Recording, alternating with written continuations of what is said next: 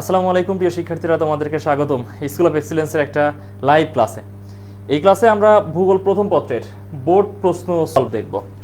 তোমাদের এইচএসসি পরীক্ষা খুবই কাছাকাছি চলে এসেছে এবং এই সময়ে এসে তোমাদের প্রিপারেশনটা ঠিক মূল বই অবশ্যই কভার করতে হবে। মূল বই কভার করে ঠিক এর বাইরে এসে বিগত বছরগুলোর প্রশ্ন দেখা কোন ধরনের কোশ্চেন হয় এবং সেই অনুযায়ী প্রিপারেশন আর একটা সময় চলে এসেছে।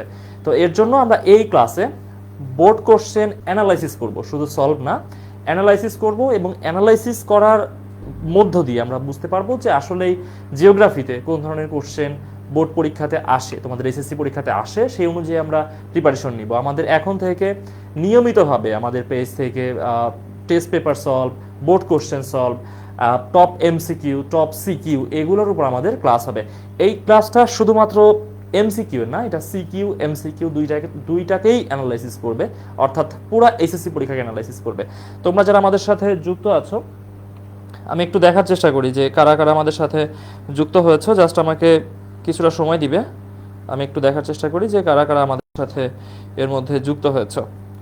আচ্ছা, যারা এর মধ্যে যুক্ত হয়েছে তাদের তো অসংখ্য ধন্যবাদ, এবং যারা এখনো যুক্ত হয়নি তারা যুক্ত হবে, বন্ধুদেরকে একটু মেনশন দিয়ে দিও এবং একই সাথে নিজেদের ওয়ালে ক্লাসটা শেয়ার দিতে পারো। এতে করে যেটা হবে যে তোমাদের ফ্রেন্ড যারা আছে তারাও একই সাথে ক্লাসটা দেখতে পাবে। আচ্ছা, অনেকেই এর মধ্যে যুক্ত হয়েছে, ঠিক আছে। আজকে তো শুক্রবার, ছুটির দিন, সবাই বাসায় আছো, জুম্মার নামাজের পর তোমরা সবাই এখন মোটামুটি ফ্রি আছো। তো ক্লাসটা করা তোমাদের জন্য কঠিন হবে না, আশা করি সহজ হবে। একটু রিল্যাক্সে তোমরা ক্লাসটা দেখতে পাবে, যেহেতু এটা অ্যানালাইসিস ক্লাস। তোমরা যদি এটা শুয়ে বসেও ক্লাস করো এতেও খুব বেশি একটা সমস্যা নেই। আচ্ছা, ঠিক আছে, তাহলে আমরা শুরু করি আমাদের ক্লাস। তো দেখো যে আমরা যে ক্লাসটা করব, তো এখানে বলছে বোর্ড প্রশ্ন সমাধান। এটা শুধুমাত্র সমাধান না, একই সাথে আমরা যেটা দেখব সেটা হচ্ছে অ্যানালাইসিস, ঠিক আছে। অর্থাৎ আমরা কোশ্চেনগুলোকে ডিটেইল ব্রেকডাউন করব যে এর মধ্য থেকে কেমন বিষয়গুলো ইনক্লুড হচ্ছে, বা এখান থেকে যদি আবারও কোশ্চেন হয় এসএসসি পরীক্ষাতে তখন কোন বিষয়গুলো এর মধ্যে আসতে পারে, বা এখান থেকে কি পরিবর্তন করে আবারও কোশ্চেন দিতে পারে, সেসব বিষয় নিয়ে আলোচনা হবে। তো ঢাকা, ময়মনসিংহ, রাজশাহী, দিনাজপুর, চট্টগ্রাম ও বরিশাল বোর্ড 2025 এই কোশ্চেনটা আমরা আজকে দেখব। এবং প্রথমে আমরা দেখব সৃজনশীল প্রশ্ন এবং তারপর আমরা এমসিকিউতে যাব। তো নর্মালি দেখা যায় যে আমরা অধিকাংশ ক্ষেত্রে যে লাইভ ক্লাসগুলো দেখি শুধুমাত্র এমসিকিউ নিয়ে আলোচনা করে, বাট সিকিউটা তো মেইন পোর্শন। তোমার 100 মার্কের যে পরীক্ষাটা তার মধ্যে 25 তো প্র্যাকটিক্যাল, বাকি 75 যেটা থাকতেছে তার মধ্যে অনলি 25 এমসিকিউ, বাট 50 মার্কস হচ্ছে তোমার সিকিউতে। তো যেটার পোর্শন বেশি, তো সেটাকে একটু বেশি সময় নিয়ে পড়তে হবে বা যে বেশি এফোর্ট দিতে হবে, এটাই তো নিয়ম, তাই না? তো আমরা সেটাই করার চেষ্টা করব। ওকে, তো দেখো যে এই গত বছরের 2025-এর প্রশ্নের 1 নম্বর প্রশ্ন ছিল এটা। এই যে এখানে কোশ্চেন নম্বর দেওয়া আছে, 1 নম্বর প্রশ্ন ছিল এটা। এটা ছিল হচ্ছে উদ্দীপক এবং এইখানে 4টা কোশ্চেন দেওয়া ছিল।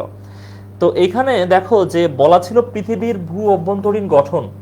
তো আমরা যে পৃথিবীর ভূ অভ্যন্তরীণ গঠন পড়েছি সেটা অনেকটা এমন ভাবে পড়েছি, দেখো যে এভাবে পড়েছি, ঠিক এভাবে একটা পাই আকারে আমরা কেটে নিয়ে, একটা কেক থেকে যেমন আমরা একটা পিস কেটে নিই, একটা স্লাইস কেটে নিই, ঠিক সেভাবে কেটে নিয়ে আমরা চিত্রটা দেখেছি। বাট এখানে পুরো পৃথিবীটাকেই দেখানো হয়েছে, বুঝছো? আচ্ছা, তো আমরা যদি দেখি যে প্রথমে 1 নম্বরে যে জ্ঞানমূলক কোশ্চেন ছিল সেখানে বলতেছে কি যে পর্বত কাকে বলে। তো নর্মালি জ্ঞানমূলক কোশ্চেনের সাথে উদ্দীপকের তেমন কোনো সম্পর্ক থাকে না। জ্ঞানমূলক কোশ্চেন শুধুমাত্র তোমার জ্ঞান যাচাই করে বা তোমার যে একটা বাক্যের মধ্যে উত্তর করার অ্যাবিলিটি, সেটা যাচাই করার চেষ্টা করে। তো তোমাদেরকে যদি বলা হয় যে পর্বত কাকে বলে, তো তোমরা কি আনসার করবা বা তোমাদের পারসেপশন কি পর্বত নিয়ে, তোমরা অবশ্যই কমেন্টের মাধ্যমে জানাতে পারো যে পর্বত ইহাকেই বলে, ঠিক আছে। তোমরা অবশ্যই কমেন্টের মাধ্যমে এটা আনসার করতে পারো। আচ্ছা, ঠিক আছে। তো দেখো আমরা যে পাহাড়, পর্বত, মালভূমি, সমভূমি এগুলা পড়েছি, তাই না? পৃথিবীর যে ভূমিরূপ এই চ্যাপ্টারে আমরা পড়েছি। তো সেখানে দেখেছি যে পর্বত হচ্ছে পৃথিবীর ভূমিরূপদের মধ্যে যতগুলো ভূমিরূপ আছে পৃথিবীতে এক্সিস্ট করে তার মধ্যে সর্বোচ্চ, তার মানে সবচেয়ে বেশি উচ্চতার। তো আমি যদি একটু ব্রেকডাউন করি সেটা হচ্ছে যে ক নম্বরের যে আনসারটা, যদি কোনো স্থানের উচ্চতা সমুদ্র পৃষ্ঠ থেকে, মানে সমুদ্র সারফেসকে ধরা হয় বা সি লেভেলকে ধরা হয় পৃথিবীর সমতল, ঠিক আছে, এখান থেকে যদি উচ্চতা 0 থেকে 199 মিটার পর্যন্ত হয় সেটাকে আমরা বলি সমভূমি, ঠিক আছে। সেটাকে আমরা কি বলবো? সমভূমি। আচ্ছা, যদি 200 মিটার থেকে 599 পর্যন্ত মিটার পর্যন্ত হয় সেটাকে আমরা বলবো মালভূমি। আচ্ছা, যদি এমন হয় যে উচ্চতা 600 মিটার থেকে 999 মিটার পর্যন্ত, এটাকে আমরা বলবো কি? এটাকে বলবো পাহাড়। আর যদি এমন হয় 1000 মিটার বা তার চেয়ে বেশি উচ্চতার, তার চেয়ে যত বেশি উচ্চতার আছে সেগুলাকে আমরা বলবো কি? পর্বত। ঠিক আছে, তাহলে এখন আমরা যদি ডেফিনেশন দিই যে পৃথিবীর সর্বোচ্চ ভূমিরূপ সাধারণত 1000 মিটার বা তার চেয়ে বেশি যার উচ্চতা, এই ধরনের স্থানকে বলা হয় কি? পর্বত। ঠিক আছে, জাস্ট এক কথায় তুমি এটা লিখে দিবা তাইলে হবে। পৃথিবীর যে সকল ভূমিরূপের উচ্চতা সাধারণত ভূপৃষ্ঠ থেকে 1000 মিটার বা তার চেয়ে বেশি তাকে পর্বত বলে। তাহলে এটা কি খুব বেশি কঠিন কিছু হলো? খুব বেশি কঠিন না, খুবই সহজ, তাই না? আচ্ছা, তোমরা ডেফিনেটলি এখানে আনসার করতে পারো। ঠিক আছে, তোমরা ডেফিনেটলি এখানে আনসার করতে পারো। তোমাদের আনসারগুলো অবশ্যই দেখা হবে, আমি ফোনের মাধ্যমে দেখার চেষ্টা করি, তাহলে খুব সহজে আমি দেখতে পাবো আনসারগুলো। আচ্ছা, আমি একটু জাস্ট ফোনের মাধ্যমে দেখার চেষ্টা করি, তাহলে খুব সহজে আমরা দেখতে পাবো। আচ্ছা, ওয়ালাইকুম আসসালাম, অর্ঘ সাহা নমস্কার দিয়েছো, নমস্কার। আচ্ছা, অন্যান্য যারা এখনো যুক্ত হয়নি ফ্রেন্ডদেরকে একটু মেনশন দিয়ে দিও, বা নিজেদের ওয়ালে শেয়ার দিলেও সবাই দেখতে পাবে ক্লাসগুলো। ঠিক আছে, আচ্ছা, ওকে। আচ্ছা, তো তোমাদের আরো কোনো জিজ্ঞাসা থাকলে, ঠিক আছে, তোমাদের যত জিজ্ঞাসা আছে তোমরা ডেফিনেটলি এখানে জিজ্ঞাসাগুলো জানাতে পারো আমাদেরকে, আমি সেই অনুযায়ী আনসার করার চেষ্টা করবো। তারপরে বলতেছে যে পাদদেশীয় মালভূমির গঠন ব্যাখ্যা করো। তো দেখো যে পৃথিবীর ভূমিরূপ চ্যাপ্টার থেকে ক নম্বর এবং খ নম্বর কোশ্চেন করেছে, বাট আমাদের এই টোটাল যে সৃজনশীলটা ছিল, সৃজনশীলটা কিন্তু ভূমিরূপ চ্যাপ্টার থেকে ছিল না। সৃজনশীলটা কোথা থেকে ছিল বলো তো? মানে তোমাদের ধারণা আছে যে সৃজনশীলটা কোন চ্যাপ্টার থেকে ছিল? তোমরা কমেন্টের মাধ্যমে একটু আমাদেরকে জানাবে যেটা কোন চ্যাপ্টারের সৃজনশীল। এটা কি হচ্ছে পৃথিবীর ভূমিরূপ যেটা, তো এই ভূমিরূপ চ্যাপ্টার থেকে কোশ্চেনটা করেছে নাকি অন্য কোনো চ্যাপ্টার থেকে? কোন ধারণা আছে? আচ্ছা, এই কোশ্চেনটা ভূমিরূপ চ্যাপ্টার থেকে করা কোনো কোশ্চেন না। এই কোশ্চেনটা হচ্ছে পৃথিবীর ভূ অভ্যন্তরীণ গঠন। এই যে যে ইয়াটা উদ্দীপকটা যে দেওয়া আছে, এটা হচ্ছে পৃথিবীর ভূ অভ্যন্তরীণ গঠনের, এবং আমাদের এই সিকিউটা সেখান থেকে করলেও ক এবং খ নম্বর কোশ্চেন করেছে কোন চ্যাপ্টার থেকে? ক এবং খ করেছে আমাদের, দেখো এটা হচ্ছে আমাদের ভূমিরূপ চ্যাপ্টার থেকে। ঠিক আছে, ভূমিরূপ চ্যাপ্টার থেকে। তাহলে তাহলে কি দাঁড়াচ্ছে যে তুমি যদি একটা চ্যাপ্টার পড়ে যাও তো ওই চ্যাপ্টার থেকে সিকিউ আসলেই তুমি যে আনসার করতে পারবে এর কোনো গ্যারান্টি নাই। মানে তোমাকে একাধিক চ্যাপ্টার কানেক্ট করে করে কোশ্চেন করবে, তার মানে তোমাকে সবগুলো চ্যাপ্টার দেখতে হবে তুমি যদি আনসার করতে চাও। আচ্ছা, তাহলে পাদদেশীয় মালভূমির যে গঠন এটাও ভূমিরূপ চ্যাপ্টার থেকে করা। তো ভূমিরূপ চ্যাপ্টারে যখন আমরা মালভূমি পড়েছি, মানে এই যে উচ্চতার, এই যে দেখো 200 মিটার থেকে 599 মিটার, এটা যখন আমরা পড়েছি তখন দেখেছি যে মালভূমি হতে পারে পর্বত বেষ্টিত মালভূমি, সেটা হতে পারে পাদদেশীয় মালভূমি, সেটা হতে পারে মহাদেশীয় মালভূমি, এগুলো আমরা দেখেছি, তাই না? তো সবগুলো যদি একটু আলোচনা করার চেষ্টা করি, সেটা হচ্ছে যে মহাদেশীয় যেটা, যে এটা বিশাল অঞ্চলব্যাপী, সাধারণত একটা মহাদেশের বিশাল অংশ অথবা পুরো মহাদেশ জুড়ে যখন কোনো মালভূমি গঠন হয় তখন সেটাকে বলে হচ্ছে মহাদেশীয় মালভূমি। যেমন অস্ট্রেলিয়ার যে মালভূমি, ভারতের দাক্ষিণাত্যের মালভূমি যেগুলো আছে এগুলো হচ্ছে মহাদেশীয় মালভূমি। আচ্ছা, তারপর যেটা পর্বত বেষ্টিত মালভূমি, অর্থাৎ পর্বতের মধ্যবর্তী স্থানে যখন কোনো মালভূমি অবস্থান করে, যেমন পাতাগোনিয়া মালভূমি, এগুলাকে বলা হয় কি? পর্বত বেষ্টিত মালভূমি। আচ্ছা, আরেকটা হচ্ছে পাদদেশীয়, অর্থাৎ পর্বতের পাদদেশে, মানে পর্বত যেখানে শেষ হয়েছে সেইখানে কোনো মালভূমি দেখা দিলে সেটাকে কি বলা হয়? পর্বত বেষ্টিত মালভূমি। ঠিক আছে, তাহলে এটা সাধারণত পর্বত যেখানে গিয়ে শেষ হয়, পর্বত সমভূমিতে মিশে যাওয়ার আগে এই ধরনের মালভূমি দেখা যায়। তো এগুলা হচ্ছে আমরা এখন বুঝতে পারতেছি, তাই না? তাহলে আমরা এখন এটা লিখতে পারবো যে পাদদেশীয় মালভূমি কাকে বলে। তো তুমি যখন আনসার করবা কিভাবে করবা? আনসার করার ক্ষেত্রে তুমি খ নম্বর, ধরো তুমি খ নম্বর লিখতেছো, ঠিক আছে, তো খ নম্বর লিখে তুমি প্রথমে এক বাক্যে সঠিক উত্তরটা লিখে ফেলবা। ঠিক আছে, এই যে পাদদেশীয় মালভূমি কাকে বলে এই ডেফিনেশনটা তুমি এখানে দিয়ে দিবা। দেওয়ার পরে এর যে গঠন, এই গঠনটা তারপর তুমি এক্সপ্লেন করবা। ঠিক আছে, তো ধরলাম এতটুকুতে 3.5 লাইন বা 4 লাইনের মধ্যে তুমি এক্সপ্লেন করলা, এখানে তোমার লেখা শেষ। তাহলে আনসার করার ক্ষেত্রে প্রথমে তুমি কারেক্ট আনসার লিখবা, কারেক্ট আনসার লেখার পর তারপর তুমি হচ্ছে তার যে এক্সপ্লেনেশন বা ফার্দার ডিটেইল ইনফরমেশন সেটা দেওয়ার চেষ্টা করবা। কি বুঝতে পারছো? তোমাদের মালভূমি কি? আচ্ছা, ভেরি গুড কোশ্চেন। আচ্ছা, মালভূমি কি? দেখো, যে সকল ভূমিরূপের উচ্চতা সাধারণত 200 মিটার থেকে 600 মিটারের মধ্যে এবং তার কোনো উচ্চ শৃঙ্গ থাকে না, সারফেসটা সমতল থাকে তাকে বলা হয় মালভূমি। এটা হচ্ছে মালভূমি ডেফিনেশন, যেটা তুমি প্রথমে লিখে ফেলবা। ঠিক আছে, তারপর যেটা বললাম যে 3 ধরনের মালভূমি আছে, সেই 3 ধরনের মালভূমির মধ্যে যেটা তোমাকে জিজ্ঞাসা করবে, এখানে জিজ্ঞাসা করছে পাদদেশীয় মালভূমি কি, তুমি সেটা আনসার করবা। তোমাকে যদি বলতো মহাদেশীয় মালভূমি কি, যেটা আমি বললাম সেটা লিখবা। তারপর হচ্ছে কি পর্বত বেষ্টিত মালভূমি কি, সেটা তুমি এক্সপ্লেন করতে পারবা। এবার এখান থেকে তোমাকে এমসিকিউ কোশ্চেন দিতে পারতো, সেটা কেমন দিতে পারতো, যে হচ্ছে মালভূমির উচ্চতা সাধারণত কতটুকু হয় সমভূমি থেকে। তোমাকে জিজ্ঞাসা করতে পারতো যে পাতাগোনিয়া মালভূমি কোন ধরনের মালভূমির উদাহরণ, তোমাকে বলতে পারতো ভারতের দাক্ষিণাত্যের মালভূমি কোন ধরনের মালভূমির উদাহরণ, বা হচ্ছে নিচের কোনটি মহাদেশীয় মালভূমি। এভাবে এমসিকিউ কোশ্চেন তোমাকে করতে পারে। আবার সিকিউ এর ক নম্বরে তোমাকে জিজ্ঞাসা করতে পারে যে মালভূমি কাকে বলে। আবার তোমাকে খ নম্বরে এমন কোশ্চেন দিতে পারে যে পাদদেশীয় মালভূমির গঠন ব্যাখ্যা করো। তাহলে এখান থেকে কোন ধরনের কোশ্চেন হতে পারে তোমরা এটা আশা করি বুঝতে পেরেছো। উম্মে কুলসুম জিজ্ঞাসা করছো ভাই কেমন আছেন, আলহামদুলিল্লাহ ভালো আছি। আচ্ছা, তো এখান থেকে কোন ধরনের কোশ্চেন হতে পারে এটা আশা করি তোমরা বুঝতে পেরেছো। এবার গ নম্বরে বলছে উদ্দীপকের ক স্তরটির বিবরণ দাও। আচ্ছা, ক স্তর কোনটা দেখো তো, তুমি একটু জাস্ট খেয়াল করো যে এখানে ক স্তর বলতে কোনটাকে বোঝাচ্ছে। এই যে এইটা ক স্তর বলতে এই যে বাইরের যে স্টেজটা আছে এই স্টেজটা, তাই না? আচ্ছা, তো এটাকে যদি আমরা পৃথিবীর গঠন কল্পনা করি তাহলে 3টা ভাগ দেওয়া আছে ক খ গ। তো 3টা তুমি কল্পনা করো, অশ্বমণ্ডল, গুরুমণ্ডল, কেন্দ্রমণ্ডল। আচ্ছা, তো এই ক দশটা সর্ব বাইরেরটা, তাই না? তো বাইরেরটা কি আমরা জানি, এটা হচ্ছে অশ্বমণ্ডল। তো তোমাকে বলছে যে এই অশ্বমণ্ডলকে ব্যাখ্যা করার জন্য, তাই না? এই যে এখানে বলতেছে এটার বিবরণ দাও। তো যেহেতু এখানে একটা চিত্র সংযুক্ত করার ব্যাপার আছে, তো তুমি চিত্র অঙ্কন করেই লিখবা। তো তুমি কিভাবে আনসার করবা, ধরো এবার এখানে ক্ষয়ের জায়গায় তুমি যেটা লিখবা সেটা হচ্ছে গ, তাই না? তুমি এখানে লিখবা হচ্ছে গ। তো গতে প্রথমে তুমি এর কারেক্ট আনসারটা লিখবা, যে লিখবা যে উদ্দীপকের চিত্রে ক চিহ্নিত অঞ্চলটি হচ্ছে অশ্বমণ্ডল, যেটা পৃথিবীর যে ভূমিরূপ, ঠিক আছে, ভূ অভ্যন্তরীণ গঠন, এই ভূ অভ্যন্তরীণ গঠনের সর্ব বাইরে অবস্থান করে, যার সচিত্র ব্যাখ্যা নিচে দেওয়া হলো। এটা তুমি প্রথমে ইন্ট্রোডাকশনে লিখে ফেলবা। আচ্ছা, তারপর তুমি একটা চিত্র অঙ্কন করবা, অশ্বমণ্ডলের চিত্রটা কেমন হয়। তুমি জাস্ট অশ্বমণ্ডলের চিত্রটা যেমন হয় এই এতটুকু জাস্ট অঙ্কন করবা, তাহলেই হবে। এটা হচ্ছে অশ্বমণ্ডল, তাই না? এর আবার 2টা ভাগ আছে, উপরেরটা হচ্ছে সিয়াল স্তর আর নিচেরটা হচ্ছে সীমা স্তর, তাই না? জাস্ট এতটুকু তুমি লিখবা। এটার গভীরতা কতটুকু, এখানে যদি 0 কিলোমিটার হয় তাহলে এটা গড় 20 কিলোমিটার পর্যন্ত গভীর হয়, তাই না? আচ্ছা, তুমি এটা এতটুকু লিখবা, চিত্রটা অঙ্কন করবা।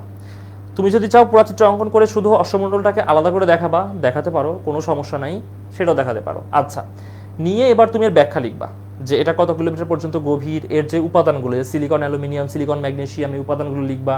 তারপর হচ্ছে এটা তোমার এরপরে যে গুরুমণ্ডল, গুরুমণ্ডলের মধ্যে যে বিভক্তি রেখা, মোহ বিযুক্তি রেখা, সেটা তুমি উল্লেখ করবা।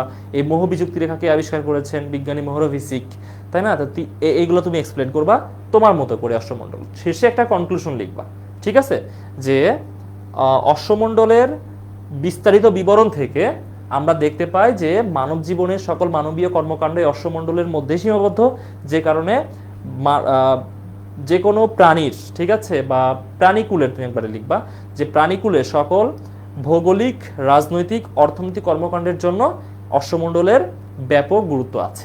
এটা তুমি জাস্ট লিখে দিবা, তাহলেই হবে, মানে এটা হচ্ছে কনক্লুশন। তাহলে তুমি কিভাবে লিখবা, 3টা স্টেজে তুমি গ নম্বর আনসার করবা। ফার্স্ট স্টেজ হচ্ছে ইন্ট্রোডাকশন, যেভাবে বললাম যে ইন্ট্রোডিউস করবো বিষয়টাকে, ইন্ট্রোডিউস বাই ডেফিনেশন, ডেফিনেশনটা দিবা। সেকেন্ড যে অংশটা আছে সেখানে তুমি চিত্র দেওয়ার সুযোগ থাকলে চিত্র, এক্সপ্লেনেশন, আর থার্ড স্টেজে তুমি একটা কনক্লুশন দিবা। এভাবে লিখলে জিওগ্রাফিতে এখানে ভুলভাল লেখার সুযোগ নাই, মানে এখানে তুমি উল্টাপাল্টা লিখে কাউকে কনভিন্স করতে পারো না। হ্যাঁ, আবার তুমি যদি ঠিক লেখো তাহলে এখানে সেভাবে মার্ক কাটারও সুযোগ নাই, কারণ দেখো যে তুমি চিত্র দিয়েছো, প্রপার ডেফিনেশন দিয়েছো, প্রপার এক্সপ্লেনেশন দিয়েছো, প্রপার কনক্লুশন দিয়েছো, মার্ক 3, এখানে কাটবে কি, 1 মার্কও কাটবে না, 3-এ 3 দিবে তোমাকে, ঠিক আছে। আবার ক খতে ফুল মার্কস পাওয়া যায়।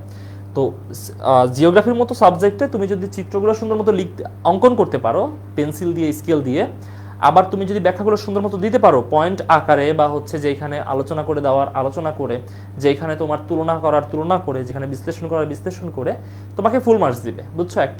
একটা সিকিউতে তোমাকে 9 থেকে 9.5 মার্ক এটা দিবে, বুঝছো? এটা দিবে। আর যারা একটু ভালো করে লিখতে পারো, হাতের লেখা একটু ভালো, তাদেরকে 10 দেয়, জিওগ্রাফিতে দেয়।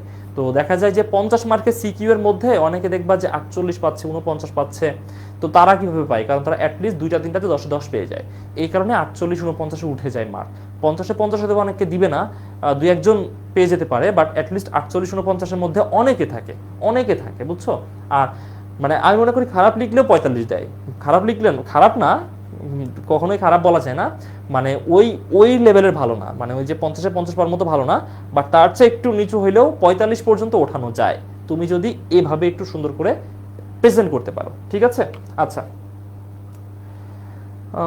ঠিক আছে, ওকে ওকে, হ্যাঁ অনেককে মেনশন করেছো রহস্যময়, আচ্ছা ঠিক আছে। অর্ঘ্য সভা বলেছো ভূত্বক, হ্যাঁ ভূত্বক হচ্ছে আমাদের এই যে ইয়ার যেটা আছে অশ্বমণ্ডলের একদম উপরের যে লেয়ারটা, ওইটাকে বলা হয় মূলত ভূত্বক। ঘ নম্বর কোশ্চেনে বলছে উদ্দীপকের খ ও গ স্তরের তুলনামূলক পার্থক্য বিশ্লেষণ করো। তাহলে এখন আমরা আসি যে খ এবং গতে। তো দেখো খ কোনটা, খ হচ্ছে এটা এবং গ হচ্ছে এটা। তো এটা যদি অশ্বমণ্ডল হয়, এটা গুরুমণ্ডল, এটা হচ্ছে কেন্দ্রমণ্ডল। তাহলে এই যে খ, এই খকে আমরা কি হিসেবে ধরতেছি? খ হচ্ছে গুরুমণ্ডল, তাই না? এটা হচ্ছে এখন গুরুমণ্ডল। আচ্ছা, আর এই যে গ, এটা হচ্ছে কেন্দ্রমণ্ডল। এখন তোমাকে যখন বলছে যে এর মধ্যে পার্থক্য বিশ্লেষণ করতে, তুমি গুরুমণ্ডল এবং কেন্দ্রমণ্ডলের চিত্র জানো, রাইট? কারণ এর নিচে অবস্থান করে, তাই না? এটা হচ্ছে অশ্বমণ্ডল হলে এটা গুরুমণ্ডল, আর এটা হচ্ছে কেন্দ্রমণ্ডল, এবং তার আবার দুইটা ভাগ আছে। যারা আমাদের ডিটেইল ক্লাসগুলো করেছো তারা ডেফিনেটলি এগুলো পারো। এখন যদি এখানে আমি যদি আবার চিত্র অঙ্কন করে যা বিশ্লেষণ সব লেখা শুরু করি, এই ক্লাসের লেন্থ হবে 6 ঘন্টা, ঠিক আছে? তো এতক্ষণ তো তোমাদেরও ভালো লাগবে না, টাইম ওয়েস্ট হবে। তোমাদেরকে জাস্ট ইনস্ট্রাকশন এবং অ্যানালাইসিস করা এবং এখান থেকে আরও কি কোশ্চেন আসতে পারে সেগুলোকে বোঝানো, এটাই হচ্ছে এই ক্লাসের মূল উদ্দেশ্য, এবং এটা করতে হয়। Question analysis is a must. তুমি যেখানেই যাবে, তুমি এই যে এইচএসসি পরীক্ষা দিবে, এইখানে অ্যানালাইসিস করা, আবার এইচএসসির পরে যখন তুমি অ্যাডমিশন টেস্টে আসবে, সেইখানেও অ্যাডমিশন টেস্টে আমরা সবার আগে কী করি বলো তো? তোমরা আসবে অ্যাডমিশন টেস্টে, কিছুদিনের মধ্যে চলে আসবে কম্পিটিশনে, আমরা সবার আগে একটা কোশ্চেন ব্যাংক নিয়ে বসি যে আচ্ছা দেখি তো আমি ঢাকা ইউনিভার্সিটিতে ভর্তি পরীক্ষা দিব, ঢাকা ইউনিভার্সিটিতে গত বছরগুলোতে কেমন কোশ্চেন এসেছে আমরা দেখার চেষ্টা করি, রাইট? পারি বা না পারি অ্যাটলিস্ট আমরা দেখি, হ্যাঁ? তারপরে আমরা বোঝার চেষ্টা করি যে আচ্ছা আচ্ছা এই টপিক থেকে কোশ্চেন আসে, এভাবে পড়তে হবে, এভাবে দেখি, অ্যাটলিস্ট আমরা 3-4 বছরের কোশ্চেন দেখে ফেলি। আচ্ছা, তো এইচএসসি পরীক্ষাও সেম, মানে তোমাকে আগে দেখতে হবে যে বিগত বছরগুলোতে কি কোশ্চেন এসেছে, রাইট? তো এখন শুধু কোশ্চেন দেখলে তো হয় না, কোশ্চেনটা অ্যানালাইসিস করতে হয়, কোশ্চেন ব্যাংক অ্যানালাইসিস করতে হয়। তো এইচএসসির কোশ্চেন ব্যাংকটা কি? টেস্ট পেপারস অ্যান্ড বিগত বছরের বোর্ড কোশ্চেন। তো আমরা এর জন্য আজকে এটা বোর্ড কোশ্চেনের পরে যে ক্লাসগুলো আসবে সেগুলো হচ্ছে কোশ্চেন ব্যাংকের উপর এবং টেস্ট পেপারের উপর ক্লাস চলতে থাকবে, সিকিউ এমসিকিউ সবগুলোর উপর ক্লাস চলতে থাকবে। আচ্ছা, তো এটা গুরুমণ্ডল কেন্দ্রমণ্ডল যেহেতু তুমি চিত্র জানো, তাহলে প্রথমে যেটা বলেছিলাম তুমি কি করবা? ইন্ট্রোডাকশন বাই ডেফিনেশন, মানে তুমি ডেফিনেশন দিবে একটা ইন্ট্রোডাকশনের মাধ্যমে, ঠিক আছে? আচ্ছা, তো এখন গুরুমণ্ডল কাকে বলে, কেন্দ্রমণ্ডল কাকে বলে, এই দুইটা ডেফিনেশন তুমি এখানে দিয়ে দিবে। আচ্ছা, তো তুমি লিখবে যে অশ্বমণ্ডলের নিচে কত কিলোমিটার, প্রায় 2885 কিলোমিটার পর্যন্ত বিস্তৃত অঞ্চলকে বলে গুরুমণ্ডল, এবং গুরুমণ্ডলের পর থেকে পৃথিবীর একদম কেন্দ্রবিন্দু পর্যন্ত অঞ্চলকে বলা হয় কেন্দ্রমণ্ডল, ঠিক আছে? এভাবে তুমি ডেফিনেশন দিলে। এবার লিখবা যা সচিত্র ব্যাখ্যা এবং দুইটার মধ্যে গুণগত পার্থক্য নিম্নে বিশ্লেষণ করা হলো। আচ্ছা, এবার তুমি চিত্রটা অঙ্কন করো। চিত্র অঙ্কন করে এখানে যেহেতু বলতেছে পার্থক্য দেখানোর জন্য প্রপার ওয়ে হচ্ছে তোমার যদি হাতের লেখা খুব ভালো হয় তুমি বক্স করবা, ঠিক আছে? এইভাবে বক্স করবা। আচ্ছা, বক্স করে যেটা করবা এই এমন করে ফেলবা, এটা হবে তোমার বক্স যদি হাতের লেখা ভালো হয়, কারণ হাতের লেখা খারাপ হইলে বক্সে অনেকে সুন্দরভাবে প্রেজেন্ট করতে পারে না। তো এখানে তুমি ক্রমিক নম্বর লিখবা, এখানে তুমি লিখবা হচ্ছে অশ্বমণ্ডল, সরি এখানে লিখবা হচ্ছে গুরুমণ্ডল, এখানে লিখবা গুরুমণ্ডল, এখানে লিখবা হচ্ছে কেন্দ্রমণ্ডল। এবার পার্থক্য লিখবা, 1 নম্বর পার্থক্য, 2 নম্বর পার্থক্য, 3 নম্বর পার্থক্য, 4 নম্বর পার্থক্য। এভাবে তুমি অ্যাটলিস্ট 5টা পার্থক্য দেওয়ার চেষ্টা করবা, অ্যাটলিস্ট 5টা পার্থক্য।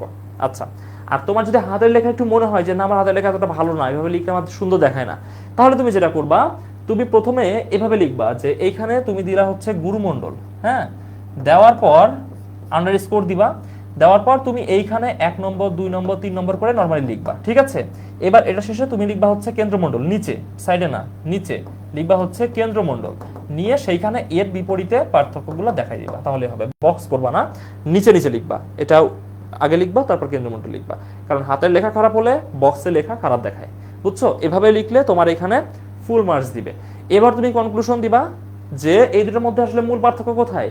এর মধ্যে মূল পার্থক্য হচ্ছে গঠনে, এর মধ্যে মূল পার্থক্য হচ্ছে উপাদানে, এর মধ্যে মূল পার্থক্য হচ্ছে আয়তনে, মানে হচ্ছে দুইটার মধ্যে তো আয়তনে পার্থক্য আছে।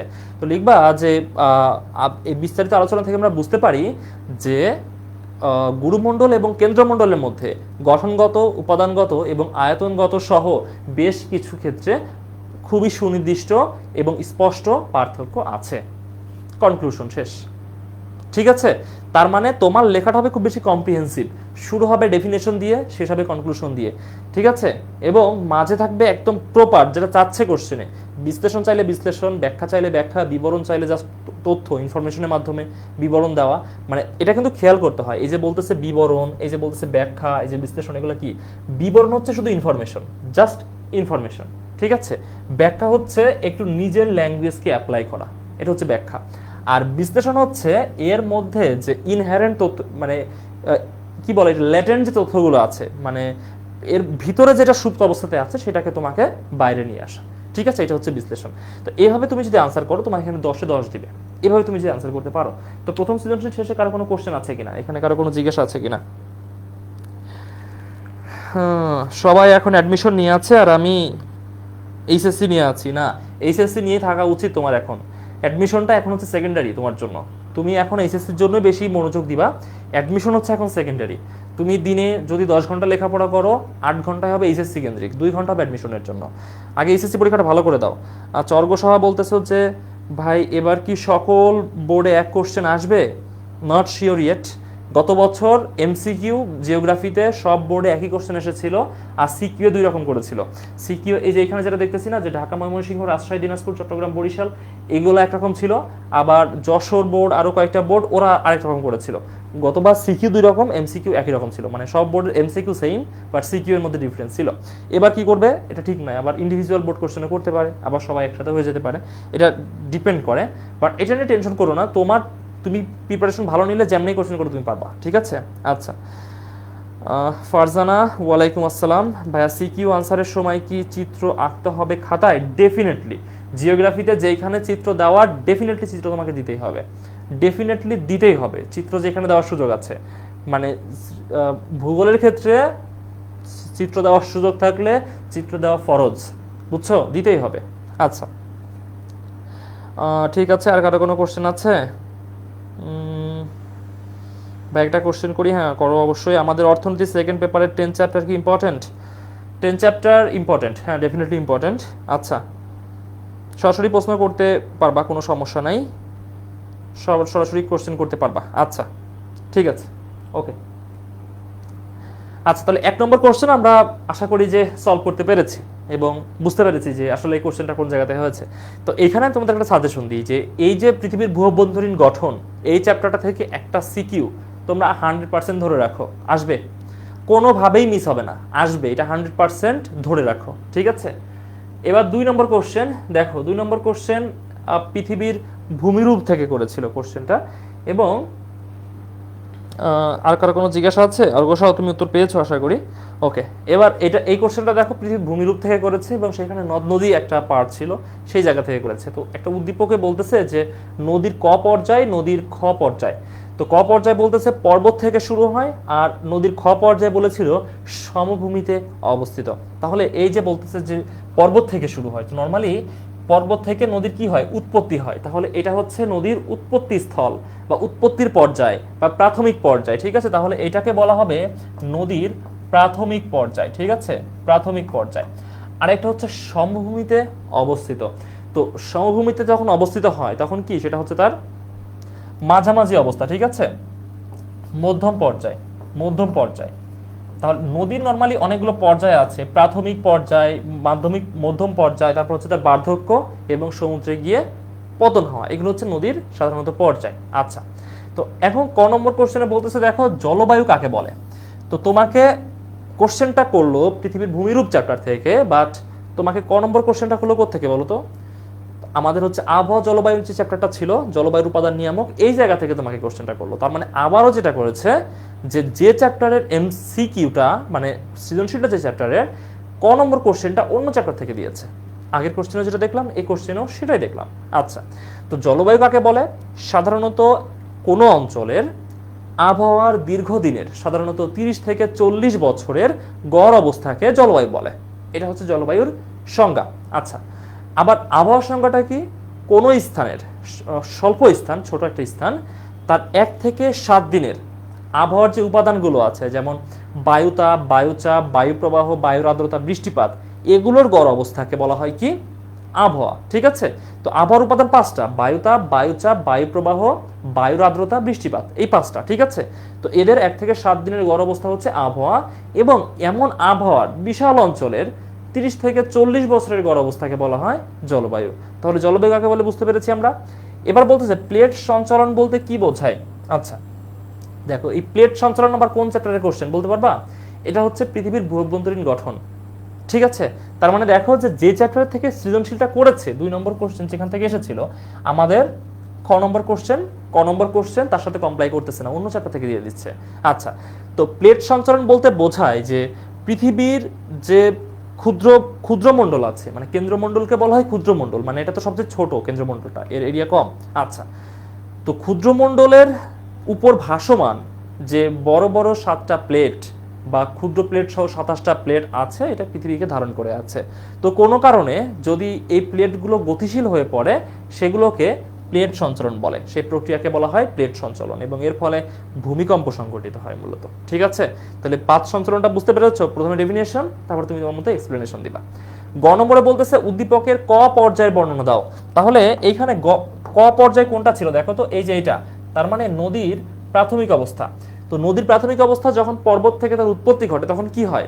সাধারণত নদী তখন প্রচন্ড গতিশীল থাকে, নদীর ক্ষয় কার্য সবচেয়ে বেশি হয়, এবং নদীর স্রোত এত তীব্র থাকে, যেহেতু উপর থেকে নিচ দিকে নামতেছে, যে এই তীব্র স্রোতকে কাজে লাগিয়ে মানে বাধা দেওয়ার মাধ্যমে কি করা হয়? জলবিদ্যুৎ উৎপাদন করা হয়। তো এগুলো তোমরা তোমার মতো করে তখন এক্সপ্লেন করতে পারবে। তোমার কাজ হচ্ছে, আচ্ছা 10 চ্যাপ্টার কি ইম্পর্টেন্ট? আচ্ছা ফারজান আবার জিজ্ঞাসা করেছো, হ্যাঁ ডেফিনেটলি। তুমি তোমার হচ্ছে ভূগোল অর্থনীতির ডেফিনেটলি সেকেন্ড পেপারে 10 চ্যাপ্টারটা ইম্পর্টেন্ট, বুঝছো? কারণ এখানে তো তোমার কোশ্চেন আসবে 11টা, আর 10 চ্যাপ্টার তো সংক্ষিপ্ত সিলেবাসে ছিল না। তো সংক্ষিপ্ত সিলেবাসে যেহেতু নতুন এসেছে, তো সেই হিসাবে 10 চ্যাপ্টারটা তোমাদের অবশ্যই পড়তে হবে। ওকে, ঠিক আছে। এবার গ নম্বরে বলছে উদ্দীপকের ক পর্যায়ের বর্ণনা দাও। ও এটা তো আমি শেষ করলাম। ঘ নম্বরে বলতেছে প্রশস্ততা বেশি কিন্তু গভীরতা কম, উদ্দীপকের আলোকে খ পর্যায়টা বিশ্লেষণ করো। আচ্ছা, তো এখানে বলতেছে প্রশস্ততা বেশি, গভীরতা কম। তো এখন নদী যখন সমভূমিতে থাকে এবং সমভূমি থেকে একদম সমুদ্রে পতিত হওয়ার পর্যায়ে চলে যায়, তখন সাধারণত নদীগুলো অনেক বেশি প্রশস্ত হয়, কিন্তু এত বেশি গভীর থাকে না। তার মানে এটা মূলত একদম তার পতনকালকে নির্দেশ করতেছে, অর্থাৎ নদীর সমুদ্রে পতনকালকে নির্দেশ করতেছে। তাহলে এই অবস্থাতে কি হয়? এই অবস্থাতে থাকে হচ্ছে নদীর প্রশস্ততা অনেক বেড়ে যায়, গভীরতা কমে যায়, ক্ষয়কার্য কমে যায়, নদীতে অনেক বেশি পলি সঞ্চিত হয়। সমুদ্রে পতনের আগে এর মুখে পলল কোণ তৈরি হয়, তার মানে পলি জমে গিয়ে হচ্ছে ওই যে তোমার ছোট ছোট দ্বীপ তৈরি করে বা এই ধরনের ভূমিরূপ তৈরি করে, এগুলো হয়। আবার তোমার জোয়ারের সময় প্রচুর পরিমাণে পানি এই নদীর মোহনা দিয়ে ঢুকে যায়, এর ফলে সেই যে দ্বীপগুলো গঠন হওয়ার চেষ্টা করতেছিল সেগুলো বাধাপ্রাপ্ত হয়। আবার সমুদ্রের জোয়ারের পানির সাথে প্রচুর পরিমাণে সামুদ্রিক মাছ নদীর মধ্যে প্রবেশ করে। এই সব বিষয়গুলো তুমি তখন এক্সপ্লেন করতে পারবা। কি বুঝতে পারছো? তাহলে তোমাকে আগে বুঝতে হবে যে কোশ্চেনটা কাকে মিন করতেছে। ঠিক আছে, মানে নদীর যে সমুদ্রে পতনকালের পর্যায়কে মিন করতেছে, এটা তোমাকে আগে বুঝতে হবে। তাহলে এটা হচ্ছে 2 নম্বর কোশ্চেন। 2 নম্বর এই কোশ্চেনটা হচ্ছে আমাদের ভূমিরূপ থেকে করা কোশ্চেন, সেটা জলবায়ু চ্যাপ্টারটাকে কানেক্ট করেছে, আবার পৃথিবীর ভূঅভ্যন্তরীণ গঠন চ্যাপ্টারটাকেও কানেক্ট করেছে। তার মানে তুমি যদি মনে করো যে আমি একটা চ্যাপ্টার পড়ে যাবো বা 2টা চ্যাপ্টার পড়ে যাবো, এখান থেকে কোশ্চেন আসবে আনসার করবো, এটা হবে না, বুঝছো? মানে তোমার একটা কম্প্রিহেন্সিভ প্রিপারেশন নিতে হবে। কোশ্চেন তো দেখে বুঝতে পারতেছো যে এটা বিভিন্ন চ্যাপ্টারকে কানেক্ট করতেছে। 3 নম্বর কোশ্চেন দেখো। আচ্ছা, এখানে এটা রিপিট হয়ে গেছে, এটা আমি বাদ দিচ্ছি, এটা কোনো কারণে রিপিট হয়ে গেছে। মানে জলবায়ু কাকে বলে দুইটাতে সেম লেখা হয়েছে, বাট সেম কোশ্চেন ছিল না। এখানে দেখো যে উদ্দীপকে বায়ুমণ্ডলের স্তর দেওয়া আছে। তো 4 নম্বর চ্যাপ্টারের নাম হচ্ছে আমাদের বায়ুমণ্ডল, এবং এই চ্যাপ্টারটা ছোট, বাট কোশ্চেন আসে সবসময়, এখান থেকে কোশ্চেন আসে। তো জলবায়ু যেহেতু আলোচনা করেছি এটা বাদ। সাময়িক বায়ু কাকে বলে? আচ্ছা, তো বায়ু প্রবাহের বিভিন্ন শ্রেণী আমরা দেখেছি, এটাই চ্যাপ্টার থেকেই করা কোশ্চেন, খ নম্বরটা। তো আমরা দেখেছি যে বায়ু প্রবাহ এটা হতে পারে নিয়ত বায়ু প্রবাহ, মৌসুমী বায়ু প্রবাহ, সাময়িক বায়ু প্রবাহ, স্থানীয় বায়ু প্রবাহ, এমন অনেক শ্রেণী আমরা দেখেছি। তার মধ্যে একটা হচ্ছে সাময়িক বায়ু। তো সাময়িক বায়ু বলতে, সাময়িক বলতে আমরা কি বুঝি? সাময়িক হচ্ছে যেটা হঠাৎ যার উদয় হয় আবার হঠাৎ সেটা মিলিয়ে যায়, এটা তো সাময়িক, তাই না? আচ্ছা, তো সাময়িক বায়ু প্রবাহ হচ্ছে যে বায়ু স্থায়ীভাবে প্রবাহিত হয় না, হঠাৎ কোনো অঞ্চলে প্রবাহ হওয়া শুরু হয় এবং কিছুদিনের মধ্যে সেটা শেষও হয়ে যায়, সেটাকে আমরা বলি কি সাময়িক বায়ু প্রবাহ। উদ্দীপকের ক বায়ু স্তরটি বিবরণ দাও। আচ্ছা, তো আমরা যখন বায়ুমণ্ডলের স্তরগুলো পড়েছি, তো ক নম্বর যেটা বা সবার নিচে যেটা, সেটাকে আমরা কি পড়েছি? ট্রোপোস্ফিয়ার, তাই না? ট্রোপোস্ফিয়ার পড়েছি না ক নম্বরটাকে? আচ্ছা, তো ট্রোপোস্ফিয়ার বিবরণ দিতে বলেছে। তো ট্রোপোস্ফিয়ার তো নর্মালি আমাদের মানে যে যত মানবীয় কর্মকাণ্ড আছে তার মধ্যে সবকিছুই কভার করে ট্রোপোস্ফিয়ার। তো এটা তুমি যখন আনসার করবা, প্রথমে যখন তুমি ওই যে বললাম ডেফিনেশন দিবা, তো তুমি লিখবা যে উদ্দীপকের ক চিহ্নিত স্থানটি বায়ুর ট্রোপোস্ফিয়ারকে নির্দেশ করে। মানব জীবনে বা প্রাণীকুলের সকল কর্মকাণ্ড, মানে আমরা মানবীয় কর্মকাণ্ড বলতে পারি, প্রাণীকুল দরকার নাই, শুধু মানুষ, কারণ মহাকাশে ঊর্ধ্বে শুধু মানুষই যায়, অন্য কোনো প্রাণী যায় না খুব বেশি, মানে কেউ তো যায় না, পাখি তো বেশি উপরে ওড়ে না। আচ্ছা, তো সকল মানবীয় কর্মকাণ্ড এই স্তরের মধ্যে সীমাবদ্ধ এবং সকল জলবায়ুগত যে ইয়াগুলো ঘটে, কার্যগুলো ঘটে, সেগুলোও আমাদের এই ট্রোপোস্ফিয়ারের মধ্যেই ঘটে থাকে। এটা তুমি ডেফিনেশন লিখলে। আচ্ছা, এবার তুমি একটু চিত্রটা অঙ্কন করতে পারো, ঠিক আছে? যদিও চিত্রটা সামান্য দেওয়া আছে, বাট এটা তো ডিটেল দেওয়া নাই, সেই কারণে তুমি চিত্রটা অঙ্কন করতে পারো, নিয়ে তুমি ডিটেইল অঙ্কন করবা যে প্রত্যেকটার উচ্চতা কতটুকু, এর যে হচ্ছে তোমার কোন গ্যাস কতটুকু করে আছে, এভাবে তুমি তোমার মতো করে চিত্রটা অঙ্কন করবা। আচ্ছা, এবার ট্রোপোস্ফিয়ারে তুমি বিবরণ দিবা যে এখানকার তুমি উপরের দিকে যত যাওয়া হয় টেম্পারেচার কমতে থাকে, প্রত্যেক 1 কিলোমিটারের জন্য 6.4 ডিগ্রি সেলসিয়াস করে টেম্পারেচার কমে যেতে থাকে, ঠিক আছে? এখানে বাতাসের ধূলিকণার পরিমাণ বেশি থাকে, যে কারণে সমগ্র বায়ুমণ্ডলের প্রায় 95% ওজনই এই স্তর ধারণ করে, ঠিক আছে? তো এভাবে তুমি হচ্ছে তোমার মতো করে এক্সপ্লেন করবা, বুঝছো? তাহলে হবে। ঘ নম্বরে বলতেছে উদ্দীপকের খ ও গ এর মধ্যে কোন স্তরটি বেতার সম্প্রচারের উপযোগী? আচ্ছা, তো ট্রোপোস্ফিয়ার এটা হচ্ছে স্ট্র্যাটোস্ফিয়ার, স্ট্র্যাটোস্ফিয়ার। আচ্ছা, স্ট্র্যাটোস্ফিয়ার। আর তারপরে এটা কি? এটা হচ্ছে থার্মোস্ফিয়ার, রাইট? এটা হচ্ছে থার্মোস্ফিয়ার। তো বেতার তরঙ্গ কোথায় প্রতিফলিত হয়? আমরা জানি থার্মোস্ফিয়ারে হচ্ছে এই গ নম্বরে হচ্ছে বেতার তরঙ্গ প্রতিফলিত হয়। সেটা কি কারণে? কারণ থার্মোস্ফিয়ারের টেম্পারেচার অনেক বেশি, টেম্পারেচার এত বেশি যে এইখানে বায়ুমণ্ডলীয় যে উপাদানগুলো আছে বা ধূলিকণাগুলো আছে, এত বেশি তাপমাত্রায় এসে তারা চার্জিত হয়ে যায়, মানে চার্জ হয়ে যায়, আয়নিত হয়ে যায়। এর ফলে যেটা হয় যে বেতার তরঙ্গ বাধাপ্রাপ্ত হয়ে আবার পৃথিবীতে ফিরে আসে। এটা হচ্ছে মূলত থার্মোস্ফিয়ারে। হ্যাঁ, এখন তুমি স্ট্র্যাটোস্ফিয়ারে কেন হয় না এটা তোমাকে লিখতে হবে। তো তুমি লিখবা যে ট্রোপোস্ফিয়ারের পর থেকেই স্ট্র্যাটোস্ফিয়ার থেকে টেম্পারেচার বাড়তে থাকে। আচ্ছা, কিন্তু স্ট্র্যাটোস্ফিয়ারের টেম্পারেচার এত বেশি না বা তাপমাত্রা এত বেশি না যেটা বেতার তরঙ্গকে বাধাপ্রাপ্ত করতে পারে, বা বায়ুমণ্ডলীয় যে ধূলিকণাগুলো আছে বা হচ্ছে তোমার উপাদানগুলো আছে সেগুলোকে চার্জিত কণায় পরিণত করতে পারে, এত বেশি তাপমাত্রাও সেখানে নাই। তো এভাবে তুমি একটু এক্সপ্লেন করবা, তাহলে কি এটা বুঝতে পারছেন? দেখো কত সহজ কোশ্চেন।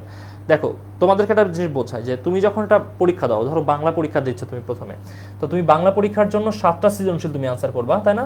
7টা সৃজনশীল তুমি আনসার করবা, তোমাকে সময় দেওয়া হবে কতটুকু?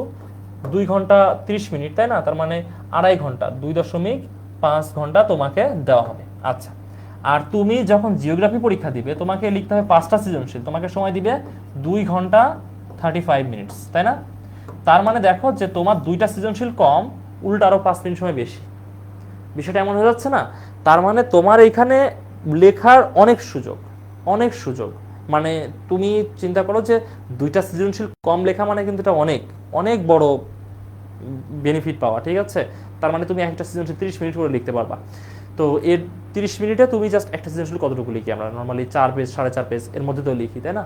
আমি ধরলাম যে তুমি যে সময় যেহেতু বেশি পাচ্ছ, ম্যাক্স 5 পেজ পর্যন্ত গেলা।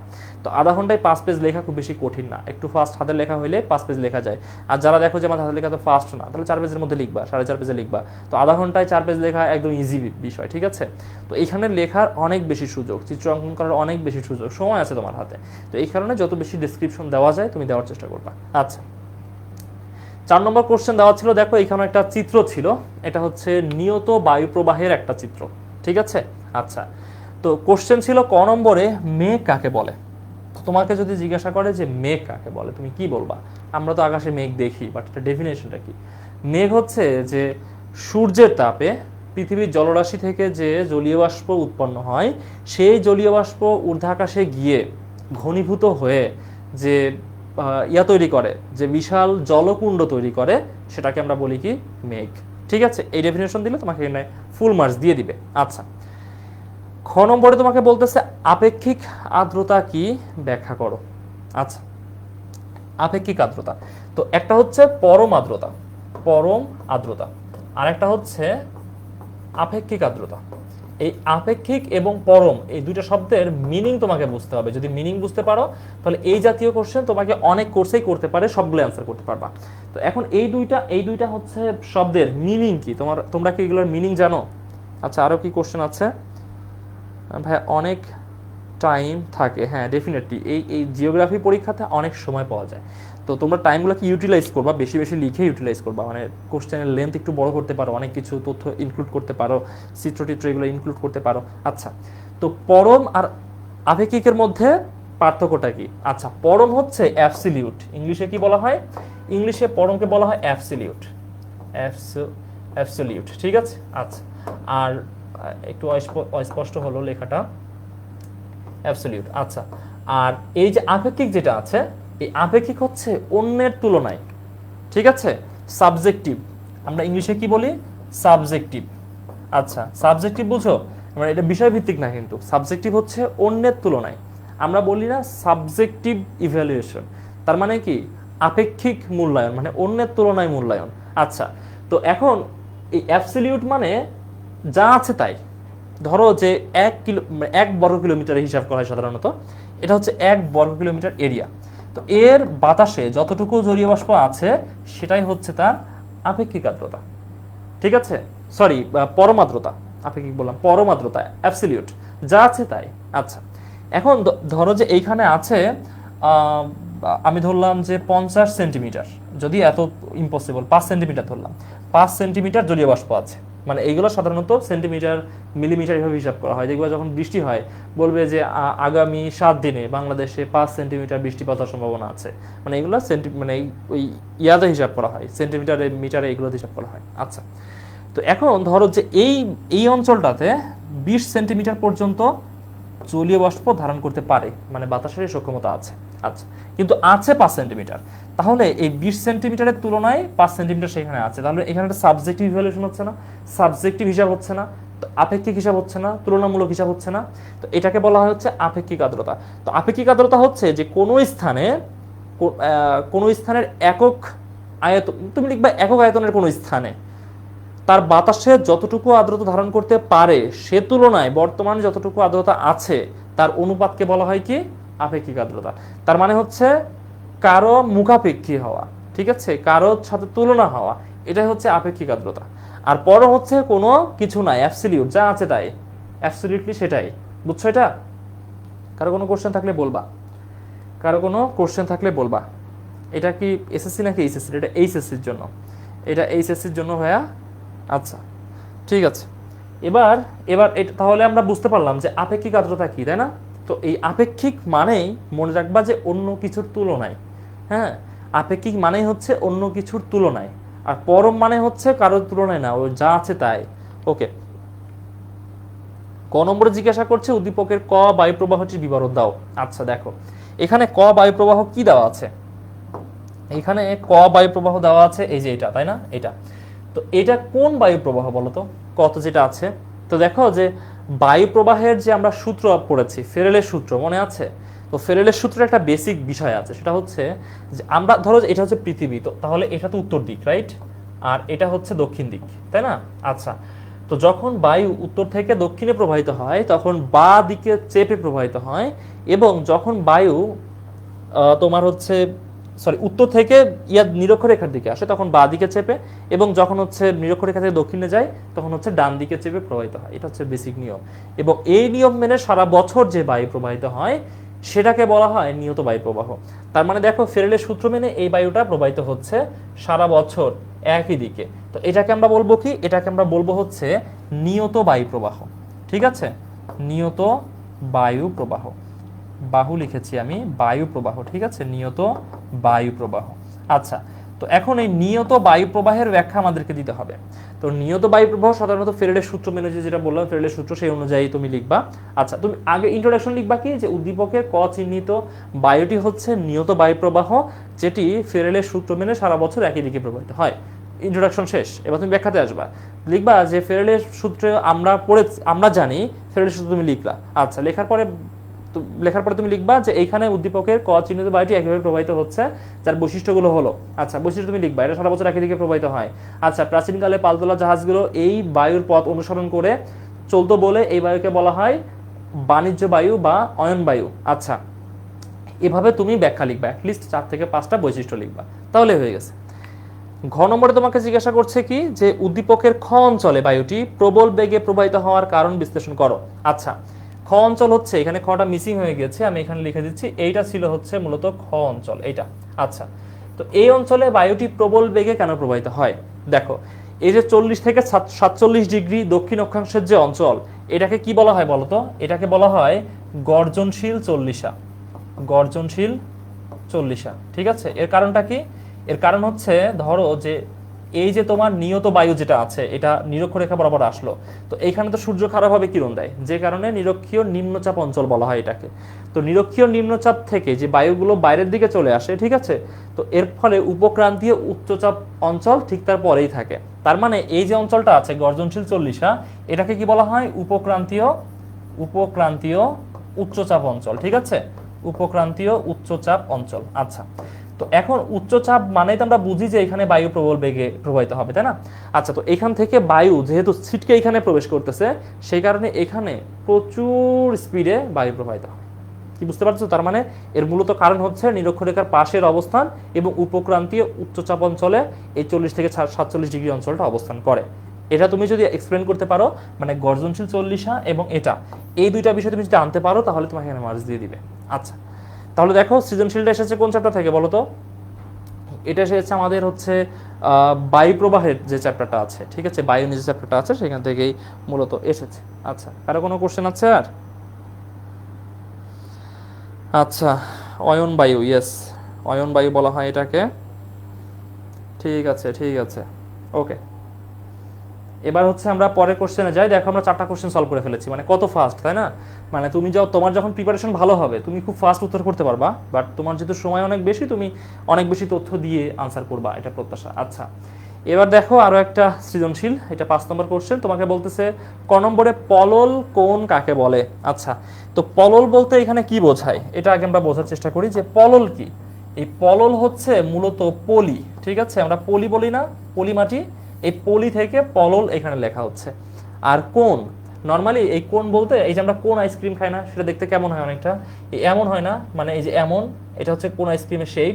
তো কোণ বলতে সাধারণত এমন একটা শেপকেই বোঝায় এখানে। আচ্ছা, তো আমরা যেটাকে উল্টাভাবে ধরি, এভাবে ধরি, তো একটা নদী যখন প্রবাহিত হয়, বুঝছো, এই নদী প্রবাহিত হয়ে দেখবা যেখানে গিয়ে সমুদ্রে মিশতেছে, সেইখানে একটা দ্বীপ মতো গঠন করে, যার উপরের দিকটা এমন সরু হয় এবং নিচের দিকটা ঠিক এভাবে এমন চড়া হয়ে যায়। তো বাংলাদেশের দক্ষিণাঞ্চলে যে নদীগুলা গিয়ে সমুদ্রে মিশেছে, সেখানে দেখবে এমন অনেকগুলা ছোট দ্বীপ মতো, এমন কোন আকৃতির অনেক দ্বীপ গঠন হয়েছে। তো পলল কোণ হচ্ছে এমন, নদী যখন তার বার্ধক্য পর্যায়ে গিয়ে সমুদ্রে মিশে যায়, তখন তাতে জমে থাকা পলি মাটি, এই যে দীর্ঘ পথ ব্যাপী সে পলি সঞ্চয় করে করে নিয়ে এসেছে, এই পলিগুলো জমে এই মোহনাতে এসে, মোহনা বলতে কি বুঝি আমরা, যে সমুদ্র এবং নদীর মিলনস্থল, এটাকে আমরা বলি মোহনা। এই নদীর মোহনাতে এসে যে কোন আকৃতির পলিমাটির দ্বীপ গঠন হয় বা ভূমিরূপ গঠন হয়, সেটাকে বলি আমরা কি? পলল কোণ, ঠিক আছে। এখানে পলল কোণ, পলল পাখা, বাজাদা, এইসব ভূমিরূপ গঠন হয় মূলত, ঠিক আছে, ওকে।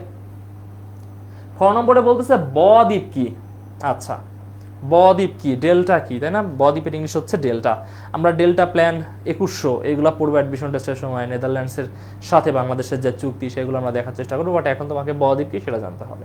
আচ্ছা, তো বদ্বীপ হচ্ছে মূলত নদীর পলিবাহিত যে ভূমিরূপ সেটা, ঠিক আছে।